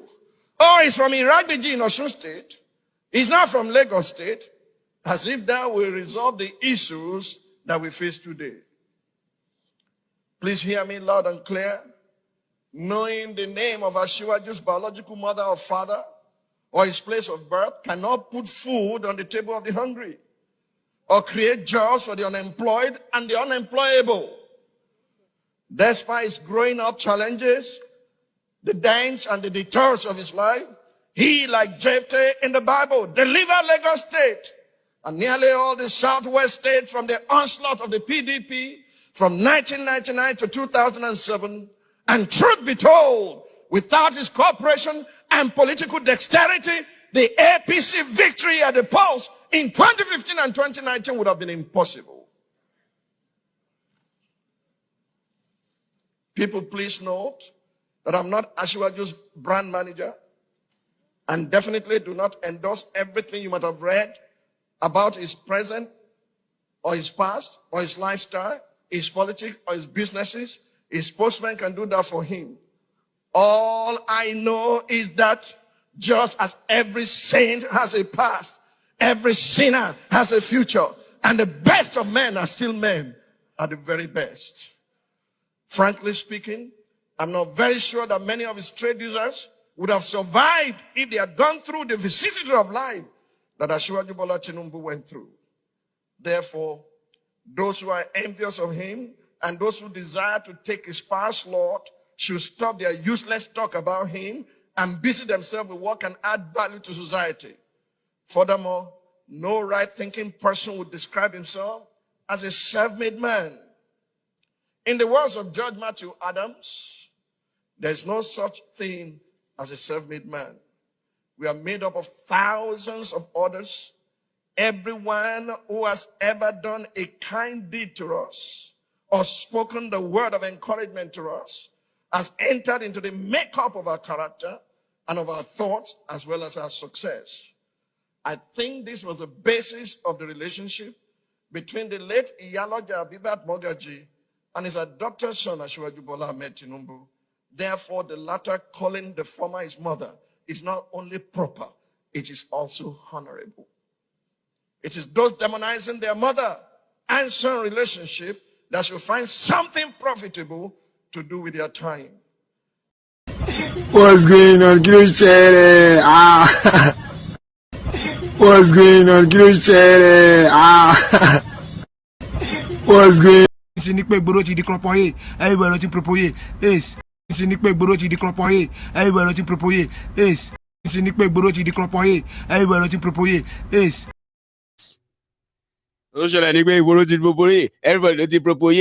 Yes. Don't be shocked. Because all of us, we pastor, they throw punch. They throw water at, eh? Baba said, don't go wear suit. That was Agbada. Now Baba don't go wear suit. Change them for all of us. Oh man, who killed this or that? That's what he's asking, oh. Pastor Bakare. Ladies and gentlemen. Politics of elimination. When we think of the politics of elimination, we remember our nation's unresolved political assassinations and the lingering questions they elicit. Who killed Funshaw Williams? Who killed Bola Ige? Who killed Marshal Harry? Who killed Victoria Chintex? By eliminating opponents, the practitioners of the politics of elimination deprive the nation of leaders who are, more often than not, better than themselves. Number 10, politics of entitlement. This is the Milokon type of politics that insists on one's turn even if circumstances do not align.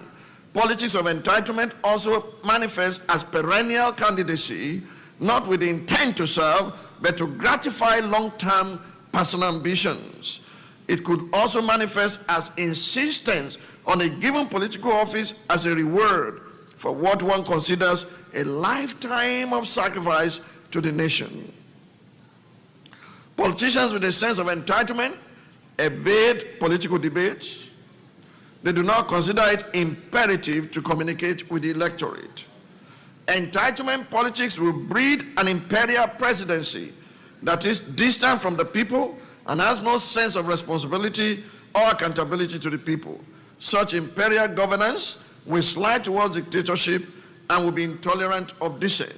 Entitlement politicians set low performance benchmarks for themselves when they secure power and are content with projecting molehills as mountains of achievement. Mm-hmm. Do you now see why I played that video earlier? That go with my guy. My guy. See, 1 second though. That's the guy. That's how I felt when I listened to that today. Like Pastor Bakare. What's going on, Christian? What's going on, Christian? Oh, got you. No politics of Emilio Khan. Waiting change, but don't bank on it. You may wake up tomorrow and Pastor Bakare may say another thing again, as directed by the Holy Spirit. And none of you can actually understand the word of the Holy Spirit in a way.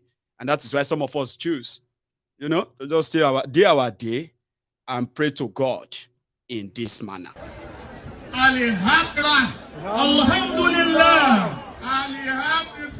Alhamdulillah.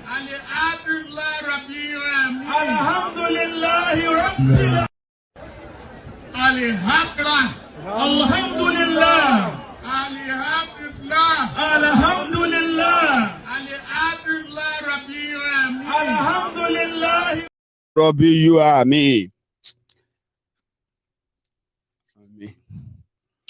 Anyway, as the situation is already taking shape, our money is already exchanging hands. Ladies and gentlemen, if you have the right money, or should I say if you have the right bag of money, rather, in Nigeria, where politicians are walking about with bag of money, and then buying those they can buy, one thing you probably would never believe was that they would do it publicly, like come out and say, okay, how much you are worth? Oh yeah, give them this money. Until I saw a video of Iyaloja, Tifnumbu's daughter. We never had any public office, so suddenly they know they call her Excellency. Yesterday, na Jagabanami, we unveiled Jagabanami. Here you get the future. Oh dear. Man. I just remember something, right? David was talking about, he said, Boko Haram claim responsibility. Then it was like Jagaban Haram or something like that. I don't know. As in Boko Jagaban, something like to say in the future you'll be reading the news and they will say Jagaban Army claim responsibility. You get what I mean? So yeah, pastors are already taking this further to say, it be like saying a battle for our life with this one, or as they are like kind of, you know. So people are being bought, getting paid. You just never believe that they will do it publicly, right? Take a look at this one. After the Kanu rally, which you all saw, to say thank you, Our Excellency, Shade Tinubu. For the rally we did yesterday, we have 1,000 members of committee that look after different affairs of the organization. And we did not relent. We finished yesterday. We need to rest at least today, but we say we have no rest because we promised Ashuaju for the support group only 1 million votes. And the government and the party and the rest will have another 2 million votes for Tinubu. So we want to keep to that promise. That's why we are not relenting. What happened actually this morning, Her Excellency brunch in my house, and she said she just come to appreciate me with the sum of 10 million naira. For what she saw. I was very happy, of course. And I request her to please come with me. She doesn't know what I'm going to do. Your Excellency, these are the people on the field. And I decide to give this 10 million naira that you give to me to them. I'm taking only 1 million naira.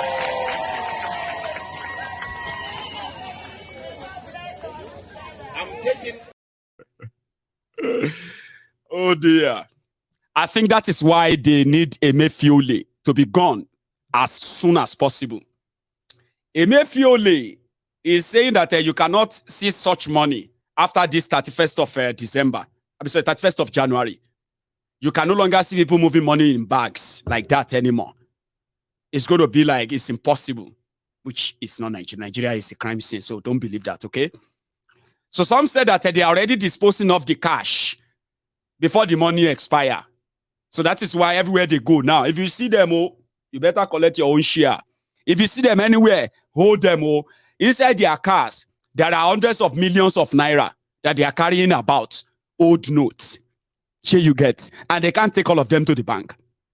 But the only thing is that, Baba, if you can't get that much money, even me, Mayegun, if I give your Gio, your Sheikh, Imam, and all of them, if I pay people proper, you go see, say, I be Excellency. Now you go to ask later, say, sorry, Excellency of what? I don't understand. Did I just hear His Excellency Honorable Mayegun General? Like, why are they calling him His Excellency? Now it's an His Excellency now. If they say His Excellency, no. If he call himself His Excellency, then he's an His Excellency, no. Shade, she is only prominent because she is a daughter to a politician who now used his position as a former governor in a state to make him the Yaloja General, all of the markets in a state. Make her the head of all the markets in Lagos State. She's rich, very rich. Free money now. Just like they are promising the Yahoo in Benin. All the Yahoo in Benin, they are going to turn you into those who are making potato chips or plantain chips. They will teach you how to make money, how to collect money. Like Lagos. That's Shade's record, though. That's the only record. She's a daughter. Oh, Kofo, my daughter. I wish I have such influence. I just don't do things that way. I have a daughter, Kofo Rolla. I'll give her the world. I'll give her anything. You get what I mean? Like, I'll give her everything. Yeah. But not like this. Not this one. To the detriment of others. Okay, fine. That's Shade. In Kanu. To say thank you to the people that help them mobilize people in Kanu. They might be talking to that your favorite person right now. And now bag of money. This is not transfer. Bag of money. Cash. Flying everywhere. I mean, bullion van is not new, is it? You've heard about bullion vans during elections. You may not see that this time around. Your own share may be... You know, another crazy thing is this, right? Nigeria is a crazy place, okay? You see these politicians, they were paying their delegates. The delegates that they bought, that made them candidates of their parties, they were paying them dollars. There were candidates that collected as much as $50,000. I mean, people went as delegates to go and vote candidate of a party. They returned back to their state. Some of them were buying cars. Some of them were finishing their house projects. No joke. But you see the rest of you hungry slaves around, yeah, they are easily asking you, right? To what? To just get paid 40,000 naira. And that should be enough for you, shouldn't it? 40 grand. I mean, no, 4 grand, not 40. One pastor, they cost you here. Just say amen, okay? Because the whole church says amen. They said amen. Just still use the election coming as example. Where they will give some people 1 cup of gari, 1 cup of rice, 1 cup of beans, and they will sell. And they will be giving them. Meanwhile, you have mortgaged your destiny. Go the other day. Go for Bibatin and pray. Now look at the prayer I prayed. One day I prayed. You know the prayer I told God, as many that will collect 4,000 or 10,000 to sell their vote, may they never see more than 10,000 in another 8 years.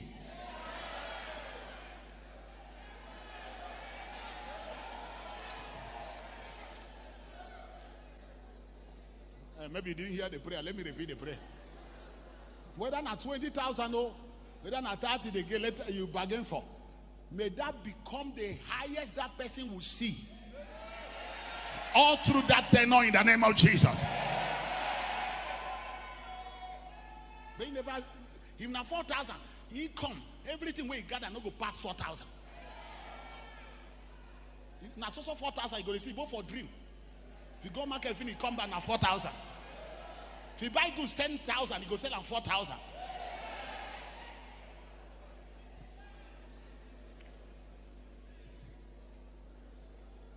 I thank God you said amen. And we are going to say that amen. Even if you don't use your mind, talk. Someone don't use your mind, amen. How, as long as you don't put amen, our amen carry you. Because if you understand the place of destiny, that was what Esau did. God said, I hate Esau. God said, he said, Esau, I hate. Jacob, I love. Jacob did not carry hunger, bought his birthright. He said, what will this birthright do to me with hunger? He sold this. It be like a person who uses papa land, he sell because he needed a plate of food. I want to talk and go say, but many of us are doing worse than that. How can you sell your food? Because you are blind. If you are not blind, you know that this thing is a generational blessing. Not just only your children's destiny is attached to it.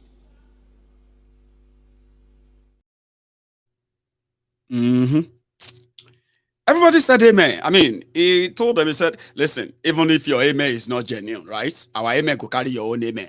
You go suffer up. But people are still going to do what they have to do, won't they?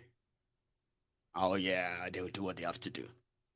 But you should always just remember that whatever you do, the consequences of the actions or your actions and inactions as well, they are always going to be yours to bear. I mean, own it. Beat your chest and say, yes, that's what I did. That's me. I did that. Don't try to like look for who to blame, right? For your own actions. So I believe that I have spent so long a time with you. We were supposed to raise funds tonight. Okay, you know what I'm going to do? I'm going to share a few of my links. I'm going to take calls, right? Share a few links and take calls for just about half an hour. And then we can call it a night, okay? I'm so sorry. I should have dedicated this a long time. I was enjoying myself. I mean, sharing that. And I still have so much to share.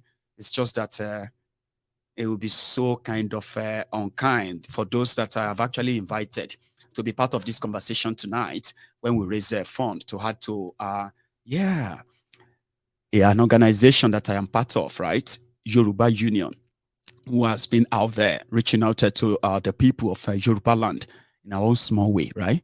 So we did about 500, where we did about 600 family support program last December, just last month, right? We gave out food and all that to about 500 people and an additional 100 people outside the budget plan because we could spare that. We're able to do that with just about 3 million naira. Now, we decided that this month, when students and children are going back to school, the level of lack and then out of school children in Yoruba land is becoming alarming. We may not be able to stop it, but we can do our best to at least reduce it. So reducing it prompted us to say, okay, we're going to come together and do something, reach out to those children, starting from the younger, right? And start sharing the message that they are meant to grow up to know. Something, a message of liberation, something they have to actually hone themselves. How do you be part of that? Is by bringing them on board. So we were targeting 10,000 school children. But do you know what happened? We, with time, and then so many other things have been planned as well, we realized that we may not be able to match that target. So we have reduced it to 5,000 or 6,000 school children. 6,000. 1, 2, 3, 4, 5, 6, 7, 8, 9. 6,000.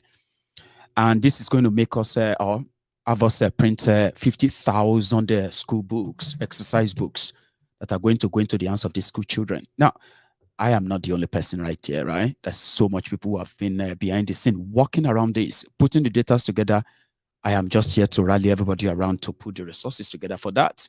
Before you begin to come across our videos, our clips that are indeed going to be showcasing these people we are meeting and all of that. So I'm going to share my link in the comments. The donation is voluntary, but every penny you contribute to this is really, really appreciated. It's going to help a lot of people that you are likely not going to know. So far, so good. We have raised at least 7 million naira, yeah? And we have another target of about 2 million naira. You can make that happen, can't we? And there's no time. Hello there, sorry. Baba Ekusheo, what done? Got you. Ekale. Abdi. It's been a long night. I was enjoying it actually. I was enjoying it. Baba, thank you so much. I was enjoying it. So, how you be? Well, I don't have much to say, but you see, we Nigerians, sorry, Nigerians, because I don't understand Nigerians. Well, you may not actually answer that anymore, but officially, a lot of us will still have to answer Nigeria. Yeah, but the thing is, I was having this conversation with someone the other day. But what actually make up your identity? Yeah. So, for instance, passport Japanese. Yes. Am I a Japanese actually, or am I just a black man or a black person that has Japanese document? Through naturalization, I think it's normal all over the world. If you are not from there, something will always remind you where you come from. That's why they call it dual citizenship. Now, yeah, go on. Yeah, there is no Nigerian blood. No. My daughter is half English, half Yoruba. So which is legit. DNA test, only Nigerian blood. Because you don't have it. You know, but see, we are the people that are in Nigeria that they want to keep Nigeria as one. And sometimes I kind of find it very frustrating when you ask them what is the reason why, can the objective why you want to keep Nigeria as one. They will tell you because we want a big nation. The largest black nation on earth. Yeah, so you understand that this individual, come on, big for nothing. This individual as well. This individual, they will go to Estonia embassy to go and apply for visa. Estonia is just 2 million people. Now you let a country that is big, that you want to keep, to go and live in a country that is small, that is peaceful. What is your purpose in life? Have you come to this world to suffer, to live in a big country, or you've come to this life to enjoy? At least. You know, now, and there's something to point out, which I think it's a big problem in the entire space in Nigeria, which I think is miseducation. Miseducation. When we talk about tribalism, now, Timashin Koni Simbai that favors Yoruba people will call me a tribalist. Now, but we need to break this thing down. What is the tribe? What is tribalism? What is nationality? What is the nation? And what is nationalism? Nationalism. You understand? See, people are attaching tribalism with hatred, and which is not. There is no Nigerian leader that is tribalistic. If that's an English word, there is still see Nigerian leader. See, if they are tribalistic, if, for example, let's say we have a Yoruba politicians that are tribalistic, at least they'll be fighting for the cause of the Yoruba people. They are not. They are not. So tribalistic is not mean you hate other people. It means you're looking for your own people, not your own selfish interest. Yourself. Yeah, but you know something is that what we have with our own type of tribalism that is obvious, right? Is that it is not just loving ourselves and our tribe. It is how we kind of introduce a level of a condescending tone and attitude towards others, which is obvious. A lot of people do that. Igbos do it. Yorubas do it. A lot of people do that.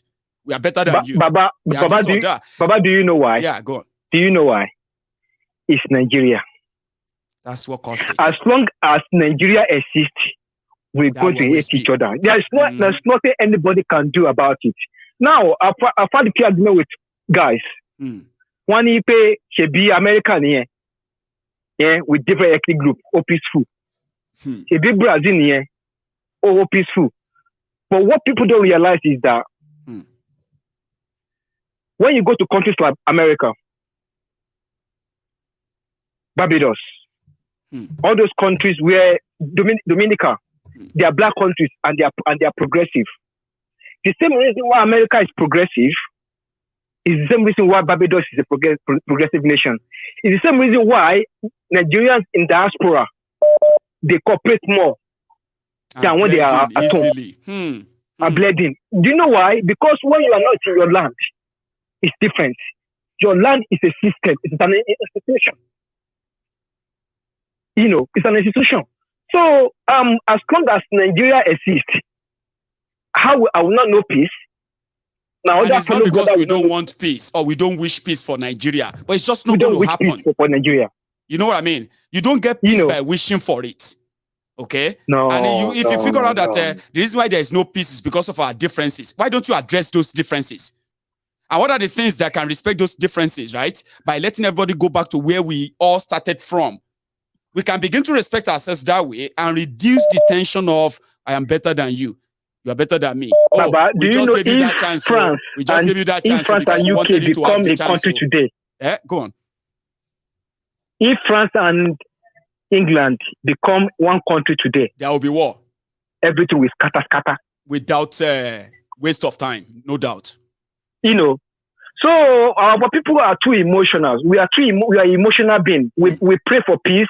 We pray for unity. We pray for everything. You don't pray for peace. But you don't pray for unity. We do nothing to bring those things about.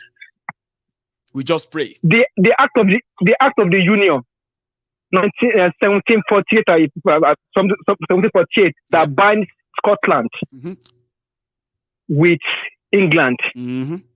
We still have it today. Yes. Yeah, we knew that people sat down and had an agreement. If to date, I didn't know. Had their autonomy. I didn't even know until I came to this country, right? That first, right? They fought that they will not be part of the Union, which became the Great Britain today. They fought when they were about to be conquered. They were not conquered and then being forced to be part of it. They signed a deal of being part of that union under different terms. Baba, they said at some point, Scotland withdrew from this. Do you know that they have to come back again to join again? Scotland has left this union once before. They came back under another arrangement to say, okay, yeah, we want to come back now. Now they are saying they want to leave again, right? Which is not new. For Nigeria, we have no written arrangement that says Igbos, so they came to this arrangement. Yoruba, so they came to this conclusion. Hausa, so under this condition, they came here. We have nothing, and they want us to pray for peace. You don't pray for peace. Well, you don't. Actually, people, when you study history and you look around the world and you look at how things are done, how countries are become, all these things, how they came to be. Nigeria is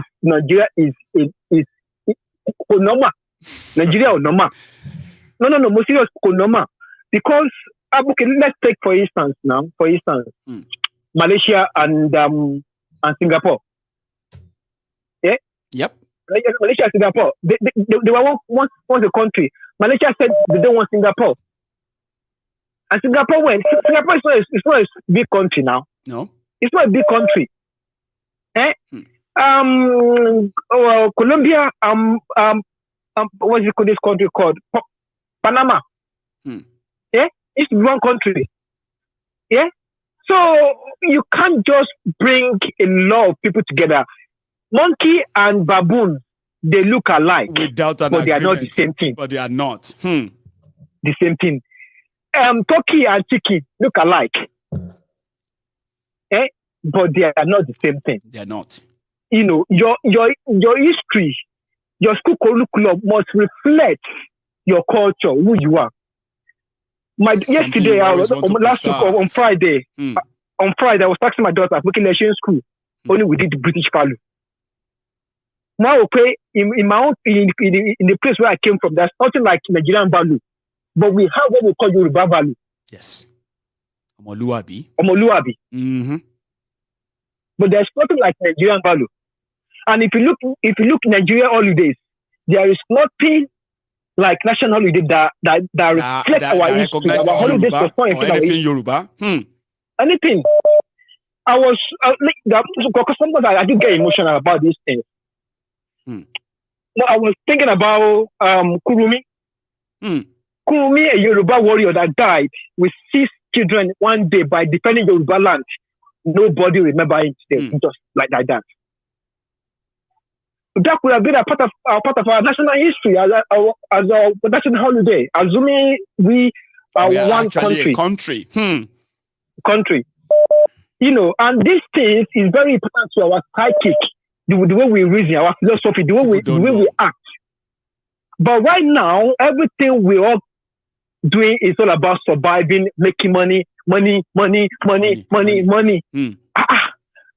the society is just. I went to Nigeria last year. There is no single road. Baba. No single road. But no single road. Can you believe that? Àwọn tó ń rule Ilé-Ifẹ̀, àwọn tó ń rule Ilé-Ifẹ̀, tó ń rule Ọ̀ṣun, ọmọ Yorùbá náà ni wọ́n. Who should we now cry to? Baba, gbogbo wọn. Nǹkan ti ṣe wá o. Ṣẹ́rí, this revolution tó máa ṣẹlẹ̀. This revolution tó máa ṣẹlẹ̀ nílẹ̀ Yorùbá. Mi ò ní Nàìjíríà because revolution kò lè ṣẹlẹ̀. Ilẹ̀ Yorùbá ló ti máa kọ́kọ́ bẹ̀rẹ̀ náà, ẹ máa wòran lọ́sẹ̀. Nàìjíríà kò lè ṣẹlẹ̀ Nàìjíríà bá ilẹ̀ Yorùbá is due for revolution. Thank you so much. Let me take another call. Okay, Baba. Sorry. No, I mean, I just thought that we could just manage the whole time because we are running out of it anyway. But yeah, you are a wonderful communicator, I have to say. But thank you for stopping by. I love that. Hello there. Oh, Ahmed, how are you? You are with us tonight as well. How are you doing? Igboro di propoye. Igboro di daru, my brother. That guy na cruise. Tell me. You supposed to know who killed Funshaw Williams. I'm telling you, you need to know who killed Funshaw Williams. No, I'm going to wait for Tunde Bakare. No, I'm going to wait for him. He's such a person that is going to finally tell us. But it's just that it's not straightforward. He has a lot to say. And then we would love to hear from him. Because if all of us, if you and I say it, they will say because we don't like Tinubu. I didn't mention Tinubu. We don't like it. I didn't say he killed him. Yeah, I'm just saying that if you and I say it, they will say because we don't like Tinubu. Who killed Funshaw Williams? So who killed Funshaw Williams? So Tunde will tell us. Satuna. Yeah, he will tell us. One day. I won't really. You see, sir? I really enjoy the program, you know. And thank you. You see this tribalism we will talk. Actually, it's now one of those things where we say me self I experienced then. Now all of us they guilty. That's the only thing where they pay me. Now what they pay me to say if you now know the truth, the ideal thing is what? You should do better. Don't double down. A lot of people are old people today, but they still do it. They don't see it as anything. They say, double down, but you don't know. Come on, Ahmed. I have few Igbo friends back in Nigeria, which I do mess with them. I say shege nyamuri normal to their face. And you are just, see Aboki talk now. If you say, hey, Aboki, people know that Aboki is a friend. Aboki is my friend. Aboki is a friend. Right? If you will not be outside, call Aboki, call him. If he don't know, say they try and talk him. They try to. And all of these are part of our lives that are in fact hidden, where our hidden bigotry got nurtured. A lot of people don't know. You see, go on. These things would have been normal. But to me, it's very normal because normal outside children go look at shege then iska dan bahaushiya. I go look you, I go add my own, I go double you just do and they go because it don't mean anything to you. I know. It go say dan Yarba, me I go say dan bahaushiya. I go cause you back. If na cause me say I cause if na play na I follow you play. But normal we dey follow ourselves play. So you see all these things man are waiting Nigeria don't build give us. Honestly. And many people are living on that. By the time if they want to say something, they'll be like, "Ay Yarbawa ne," or they'll say, "Ay Nyamure ne," halin su kenan. Like na Yorubas now, I na Igbos now. Na Igbos now, we know them now. Oh, they are Yorubas now, we know them now. Oh, they are Hausas now, we know that's what they do now. We know them. You know where they are Fulanis, I'm not surprised. Come on. You understand? So many of them don't understand. They don't know the difference between make them be on their own because they don't know. They don't understand that they themselves, Hausas themselves. I used to tell most. I say, look. Let me tell you yourself. Do you know that you yourself, you are nationalities on your own? Yes. I don't know if there was one certain time during when the Queen of UK, what's in their name, Queen Elizabeth died. Yeah, the Queen. He gets one animal like that. Yeah, he get one animal. He be like na Erufai Pikin ba abi. Yeah, he be like na Erufai Pikin. He tweet something. He say, "Thank you, Queen, for making for making us from northern Nigeria be the ones handling the affairs of Nigeria." Something you type something like that. Yeah, something thank you so much, Queen Elizabeth, for letting for handing Nigeria over to the northern Nigeria to manage or something. Yeah, I think I saw something like that. Yeah, bigoted madman. Honestly, go on. Yeah, so I was explaining that. I say, okay, now this animal that posted this thing that many of you are liking. Now go back to the same person he's thanking, the dead person that he's thanking. Go back to where she comes from. Do you know that they have 4 countries in that their own Great Britain? Yes. They have 4 countries. They are under UK, but everybody does their own thing. And it's just a typical example of you as an Hausa man, me as a Yoruba person, Igbo, and other tribes like that. We are supposed to be doing our things differently. We can live together, we can live together without touching ourselves. If anybody don't touch anybody, we don't want anybody's law to be above anybody's law. You have your own law. I used to ask them this way. I say, look, calm down now. Leave hypocrisy. Leave. I'll tell them, just leave hypocrisy aside. Now think about it for a minute.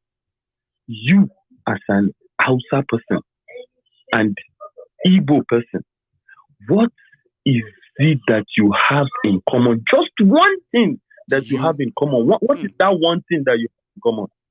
That you are going to miss if we break up. What is that thing that you share together? Be like, that you don't want to lose. You don't want to miss. You cannot say nothing. Next thing you go here. Ato, but Nigeria. Then I'll tell him. I'll say, well, that is where you get it. That is where you got that wrong. You got that wrong there. That Nigeria that you are saying it doesn't exist. It is the confusion they want to confuse. That is why they give you that Nigeria. They make you believe that Nigeria is above you. You as an outside person, that Nigeria is above you, which it is not. Okay, now let me give you another one. In school, they will tell you if you speak Hausa, because we for school then we go speak Hausa now. If we speak Hausa, na vernacular we speak. Same with us as Yoruba. Same with the Igbos too. If you speak Igbo in your school, it's vernacular. You pay. Then I'm telling them. I said, you don't you know that English? I'll say, yaran ubanka ne English. Babanka bature ne. Then most of them, there are things that if I say, they will sit down and think, they the brain, they will still go back. They cannot agree. They will still go back and say, but you know, say, they think. I say, no. The mental capacity, they don't have it. They can't really process and keep things. That's the damages of Nigeria.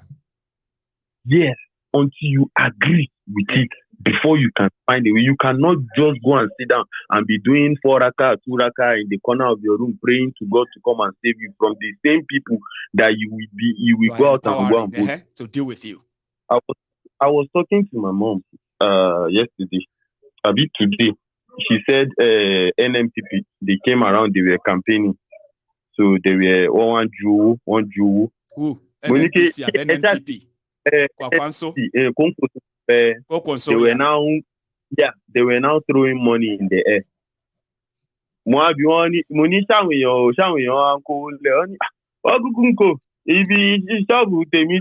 Because she has a very big shop that she sells supermarket and stuff like that in front of her shop and stuff like that. So we can't go on shop.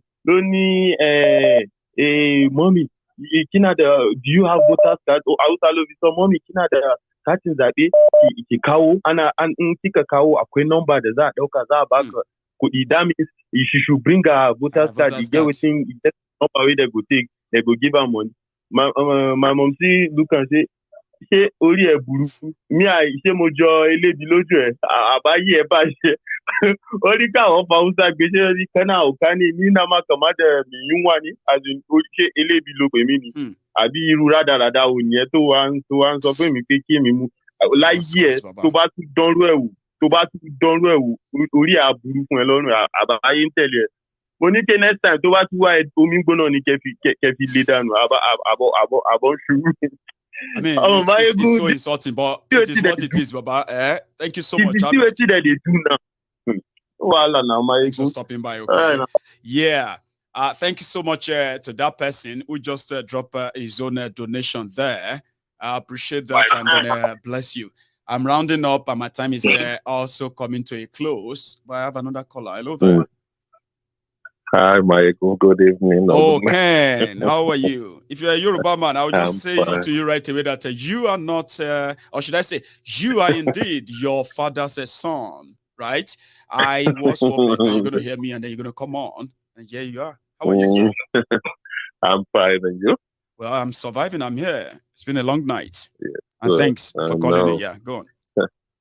Yeah, so I was watching, I think maybe it's a clip, but I think maybe it's a different clip, where a pastor was praying and was saying that anybody who is going to be voting for who is in their thoughts, in their mind, that and vote for those people who are going to be that will cripple and damage whatever is left in Nigeria, that it will not be well with them, this and that. And the reaction in that congregation was going like whack. Yeah. Wait, hang on. I have this clip from NHA, that pastor. Maybe this is the one. Hang on, no. Don't go anywhere. Okay. Money of the, you see, it is a shame for somebody to use money to buy his way into an office. If you have to spend money, it means people don't want you. It means you are a liability. You are a baggage, a package that is only meant for dustbin existence. You are not a person to come into power. Every politician sharing money is a shame. You are a shame to yourself, a shame to your generation, a shame to your family, a shame to humanity.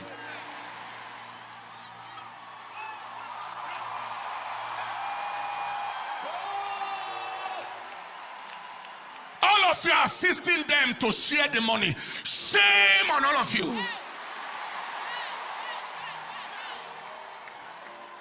Those are rejected demonic agents that nobody wants. And they want to go their way by force into office to rule people that don't want them. Shame.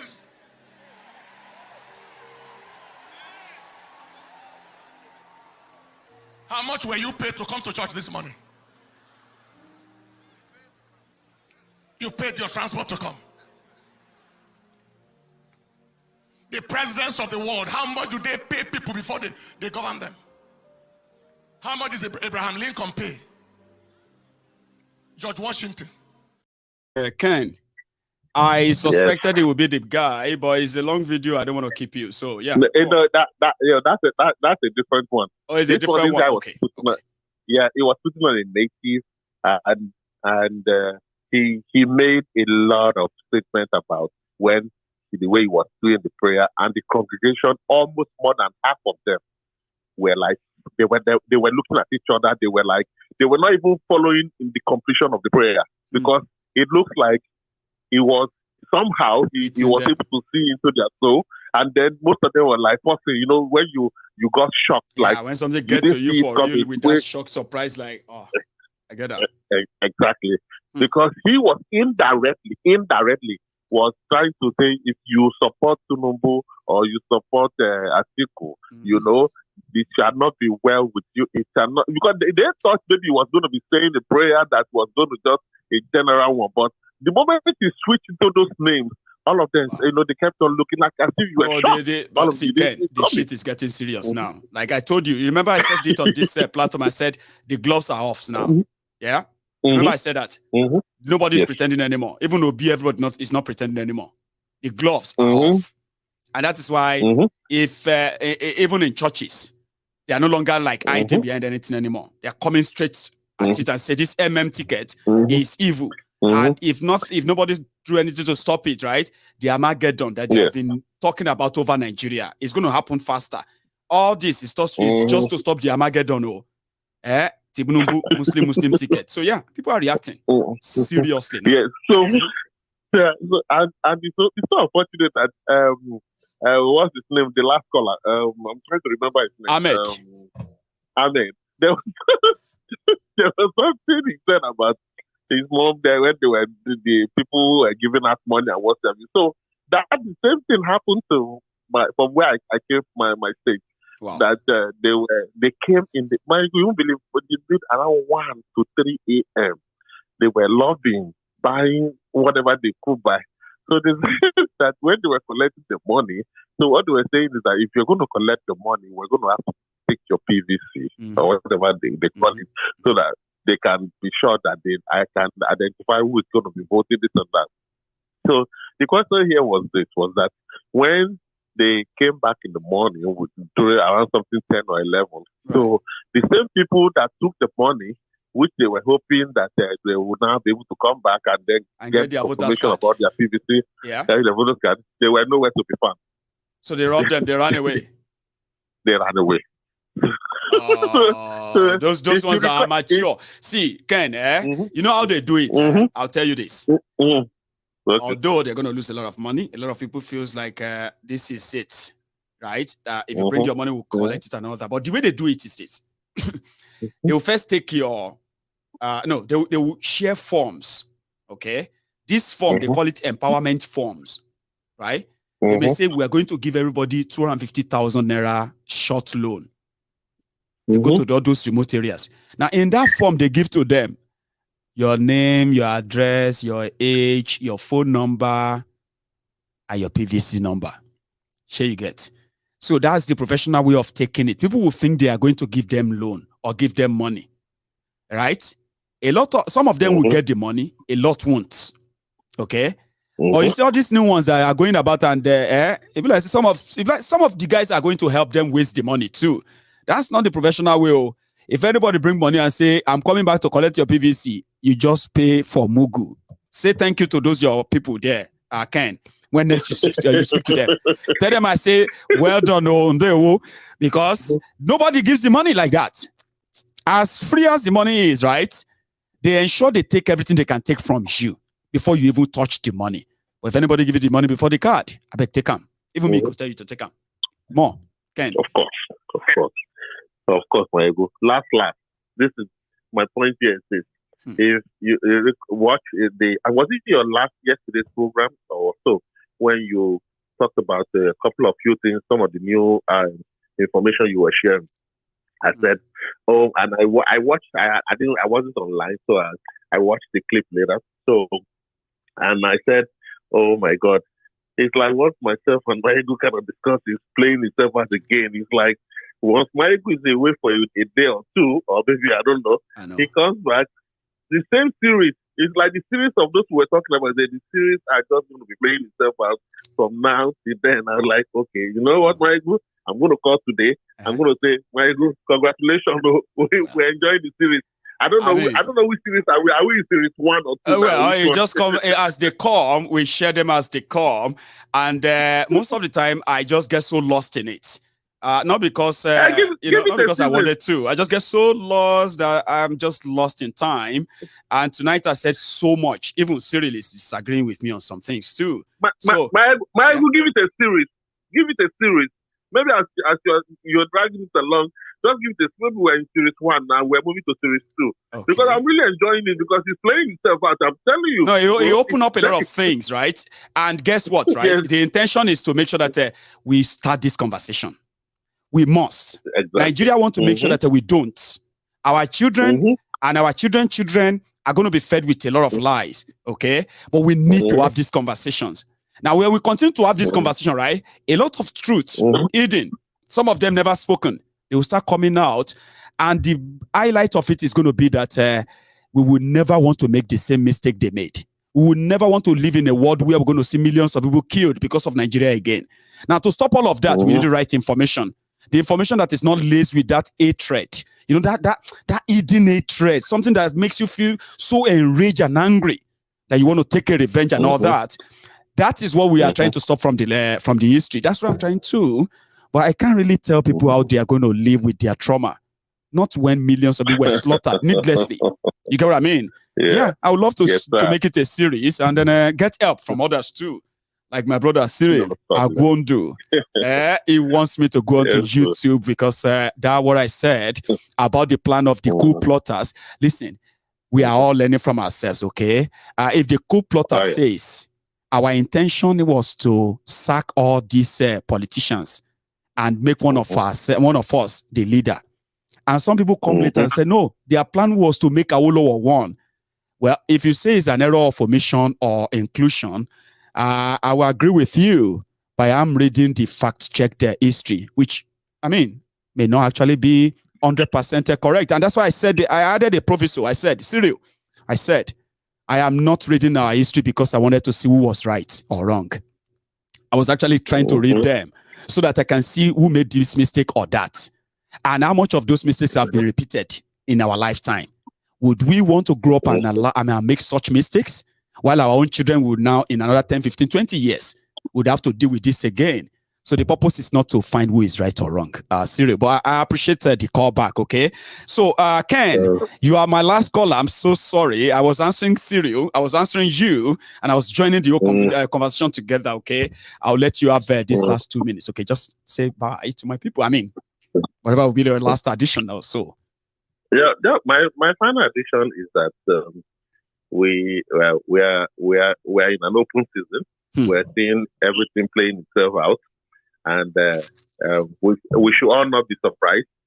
The only thing I can only say is that we should enjoy the show as it plays itself out, and not to nobody commit open-minded, not to commit ourselves to any of these vampires. I know they don't care. They don't care about us. We don't exist because for them, we are trying not to kind of relieve the experience of hate. There are so many other good things that happened at the time, but the worst one that changed our course of our history is still living with us today. We can't even tolerate ourselves. So if we know that, then we must realize that how did we come here? How did we arrive here? Now, if we really want peace for ourselves, why don't we just go back to what it used to be when we were able to do things on our own? So yeah, we are all learning. Ken. Thank you, Michael, for everything. God bless you. And you too. And you stay safe. Bye. Thank you so much. Okay. Bye. So this is where I'm going to draw the curtains. My time is so up. I'm so sorry that we didn't start in early enough. Cyril is back. Okay. Ojukwu interview on the YouTube channel by the name of Wanchidi Igwe. I remember that interview. I do. That was years after the whole thing. But I am actually reading from the account of the coup plotters themselves. Ojukwu was not one of those coup plotters, remember? He's never one of them, okay? But yeah, by privilege of his position at the time, he will have the best information about the whole thing, okay? But yeah, we're all learning. So if from the side of Ojukwu's account, I'm going to say, let's just look further too. There are other accounts that doesn't corroborate that. If Ojukwu said that, it was never part of the coup. Just remember that, okay? But thank you. for bringing that up. And we will likely learn more too. I mean, like I said, seems to be a learning curve for all of us. But don't forget the reason. They may call us a revisionist. They may call us people who just want to use the past to steer the present. No, we are not. We are trying to make sure that to show you the similarity between whatever is going on now and what happened back then, in order for you to have an idea that all of this, in a way, they are never in our interest, I have to say. I mean, some of them. Cyril, thank you so much. Again, I really do wish we could continue with these exchanges, okay? Or maybe some other time, if you have a chance, you can call in. I am so willing to learn, okay? And that's why I don't want this set to be like, but thank you. Anyway, so yeah, thank you once again. I mean, sorry, what's that? Yeah, okay. Ojukwu and Irosi stopped the coup.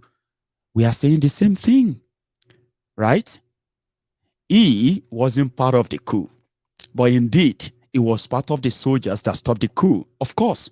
And the same way when the arrangement was concluded that the Senate president, who was the acting prime minister at the time, should hand over to Irosi, and then what resulted into Ojukwu's appointment as the head of the Eastern region at the time. So we are saying the same thing. Well, I think where we are like mixing it here is that, is it true that the coup plotters plotted their coup in order to break Awolowo out of prison? Unfortunately, from all the coup reports, there was not even an attempt to break into Calabar prison, which indeed wouldn't kind of justify that they were planning to release Awolowo. Again, I would have a chance where we can probably have a conversation around this. You just tell what you know, I'll tell what I know, and then people learn from this. So thank you so much, everybody, for your time tonight, okay? I am going to see you some other time, including you, Cyril. You stay safe and good night from here. And thank you, by the way, to that my donor. I know I actually mixed things up tonight. I should have managed my time so that I will be able to spend like about 90 minutes for our fundraiser. But please, I am going to pick another time. Then we're going to do it. We're going to do like the fundraiser like twice before the 20th of January. Because after 20th of January, we're going to start paying the printers. We're going to start the production of those exercise books. And before the end of January, they should be ready for distribution. So please help us make it happen. The link to donate is right there in the comment. And for those who have done it before and you really want to do it again, use our PayPal, use the Cash app, right? Use the Give Send Go. Every penny you give is going to go towards this. And you're going to see it. Yes, you're going to see it. We've done it before. We'll do it again. So thank you to all of you for your time. And I'm going to see you some other time. Good night.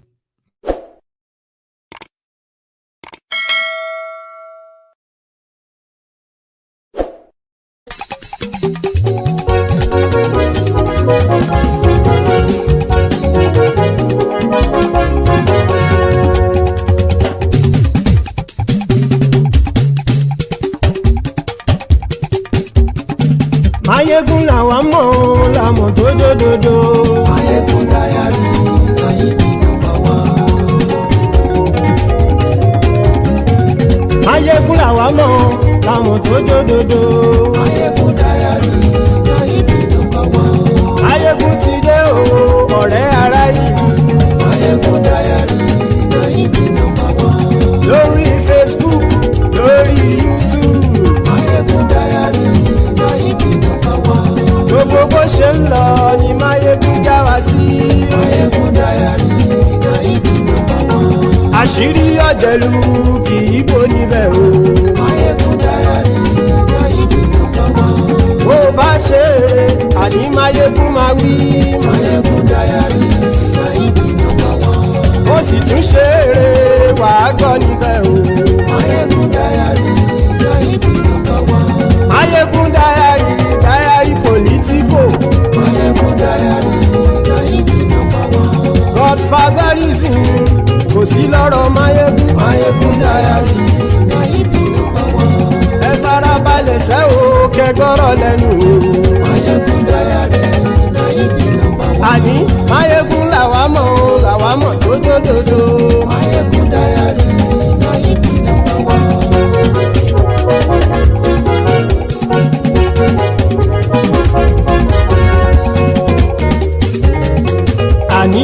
súnrakì.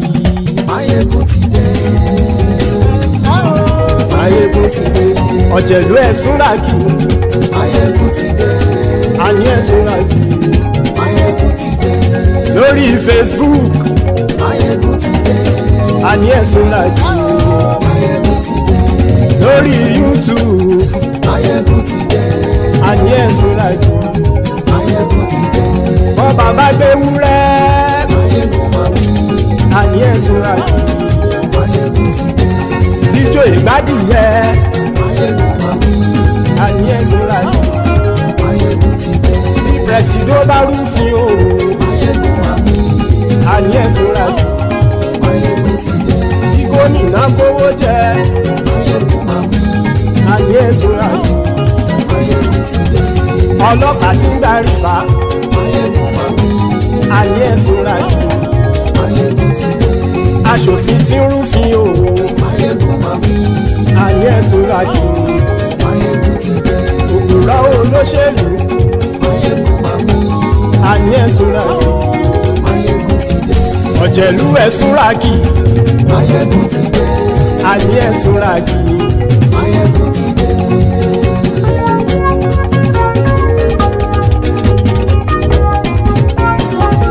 Máyégún ti dé. Gbogbo ọ̀jẹ̀lú ẹ̀ súnrakì. Máyégún ti dé. Gbogbo ọ̀jẹ̀lú ẹ̀ súnrakì. Ṣùgbọ́n ní bá ti ṣe èyí tó yẹ kí wọ́n ṣe, ọmọ bá dèrò ní fi wọ́n níran o. Máyégún ti dé. Gbogbo ọ̀jẹ̀lú ẹ̀ súnrakì. Máyégún ti dé. Gbogbo ọ̀jẹ̀lú ẹ̀ súnrakì. Ṣùgbọ́n ní bá ti ṣe èyí tó yẹ kí wọ́n ṣe, ọmọ bá dẹ̀rọ̀ ò ní fi wọ́n níran. Wọ́n fowó bẹ́ẹ̀ o. Máyégún ó sọ pé wọ́n ò bẹ́ẹ̀. Wọ́n fowó bẹ́ẹ̀. Máyégún ó sọ pé wọ́n ò bẹ́ẹ̀. Oníkan ṣáàtì ṣe èyí tó yẹ kí wọ́n ṣe fáwọn ará ìlú tó gbé wọn débẹ̀ o. Máyégún ti dé. Gbogbo ọ̀jẹ̀lú ẹ̀ súnrakì. Máyégún ti dé. Gbogbo ọ̀jẹ̀lú ẹ̀ súnrakì. Ṣùgbọ́n ní bá ti ṣe yìí tó yẹ kí wọ́n ṣe, ọmọ bá dẹ̀rọ̀ ò ní fi wọ́n níran. Kì máa yí ṣe eré, ọ̀rọ̀ yìí kì í ṣe ẹ̀fẹ̀. Kì máa yí ṣe eré, ọ̀rọ̀ yìí kì í ṣe ẹ̀fẹ̀. Ẹni bá ti lè lẹ́bọ̀ lẹ́rù o, ọmọ bá dèrò kàṣà ìtú wọn síta. Máyégún ti dé. Gbogbo ọ̀jẹ̀lú ẹ̀ súnrakì. Máyégún ti dé. Gbogbo ọ̀jẹ̀lú ẹ̀ súnrakì. Ṣùgbọ́n ní bá ti ṣe yìí tó yẹ kí wọ́n ṣe, ọmọ bá dẹ̀rọ̀ ò ní fi wọ́n níran. Tẹnitẹni ọmọ Máyégún ọ̀rẹ́ ara ìlú mọ̀mọ́ ni mo fọlọ́hún ṣọ́ ẹ̀ bá kìlẹ́bù. Lóòótọ́ olódodo ìlú ọ̀tá ìlú mọ̀mọ́ ni ìwọ ṣá máa ń ṣọ́ra kò sì mọ́ bẹ̀rù.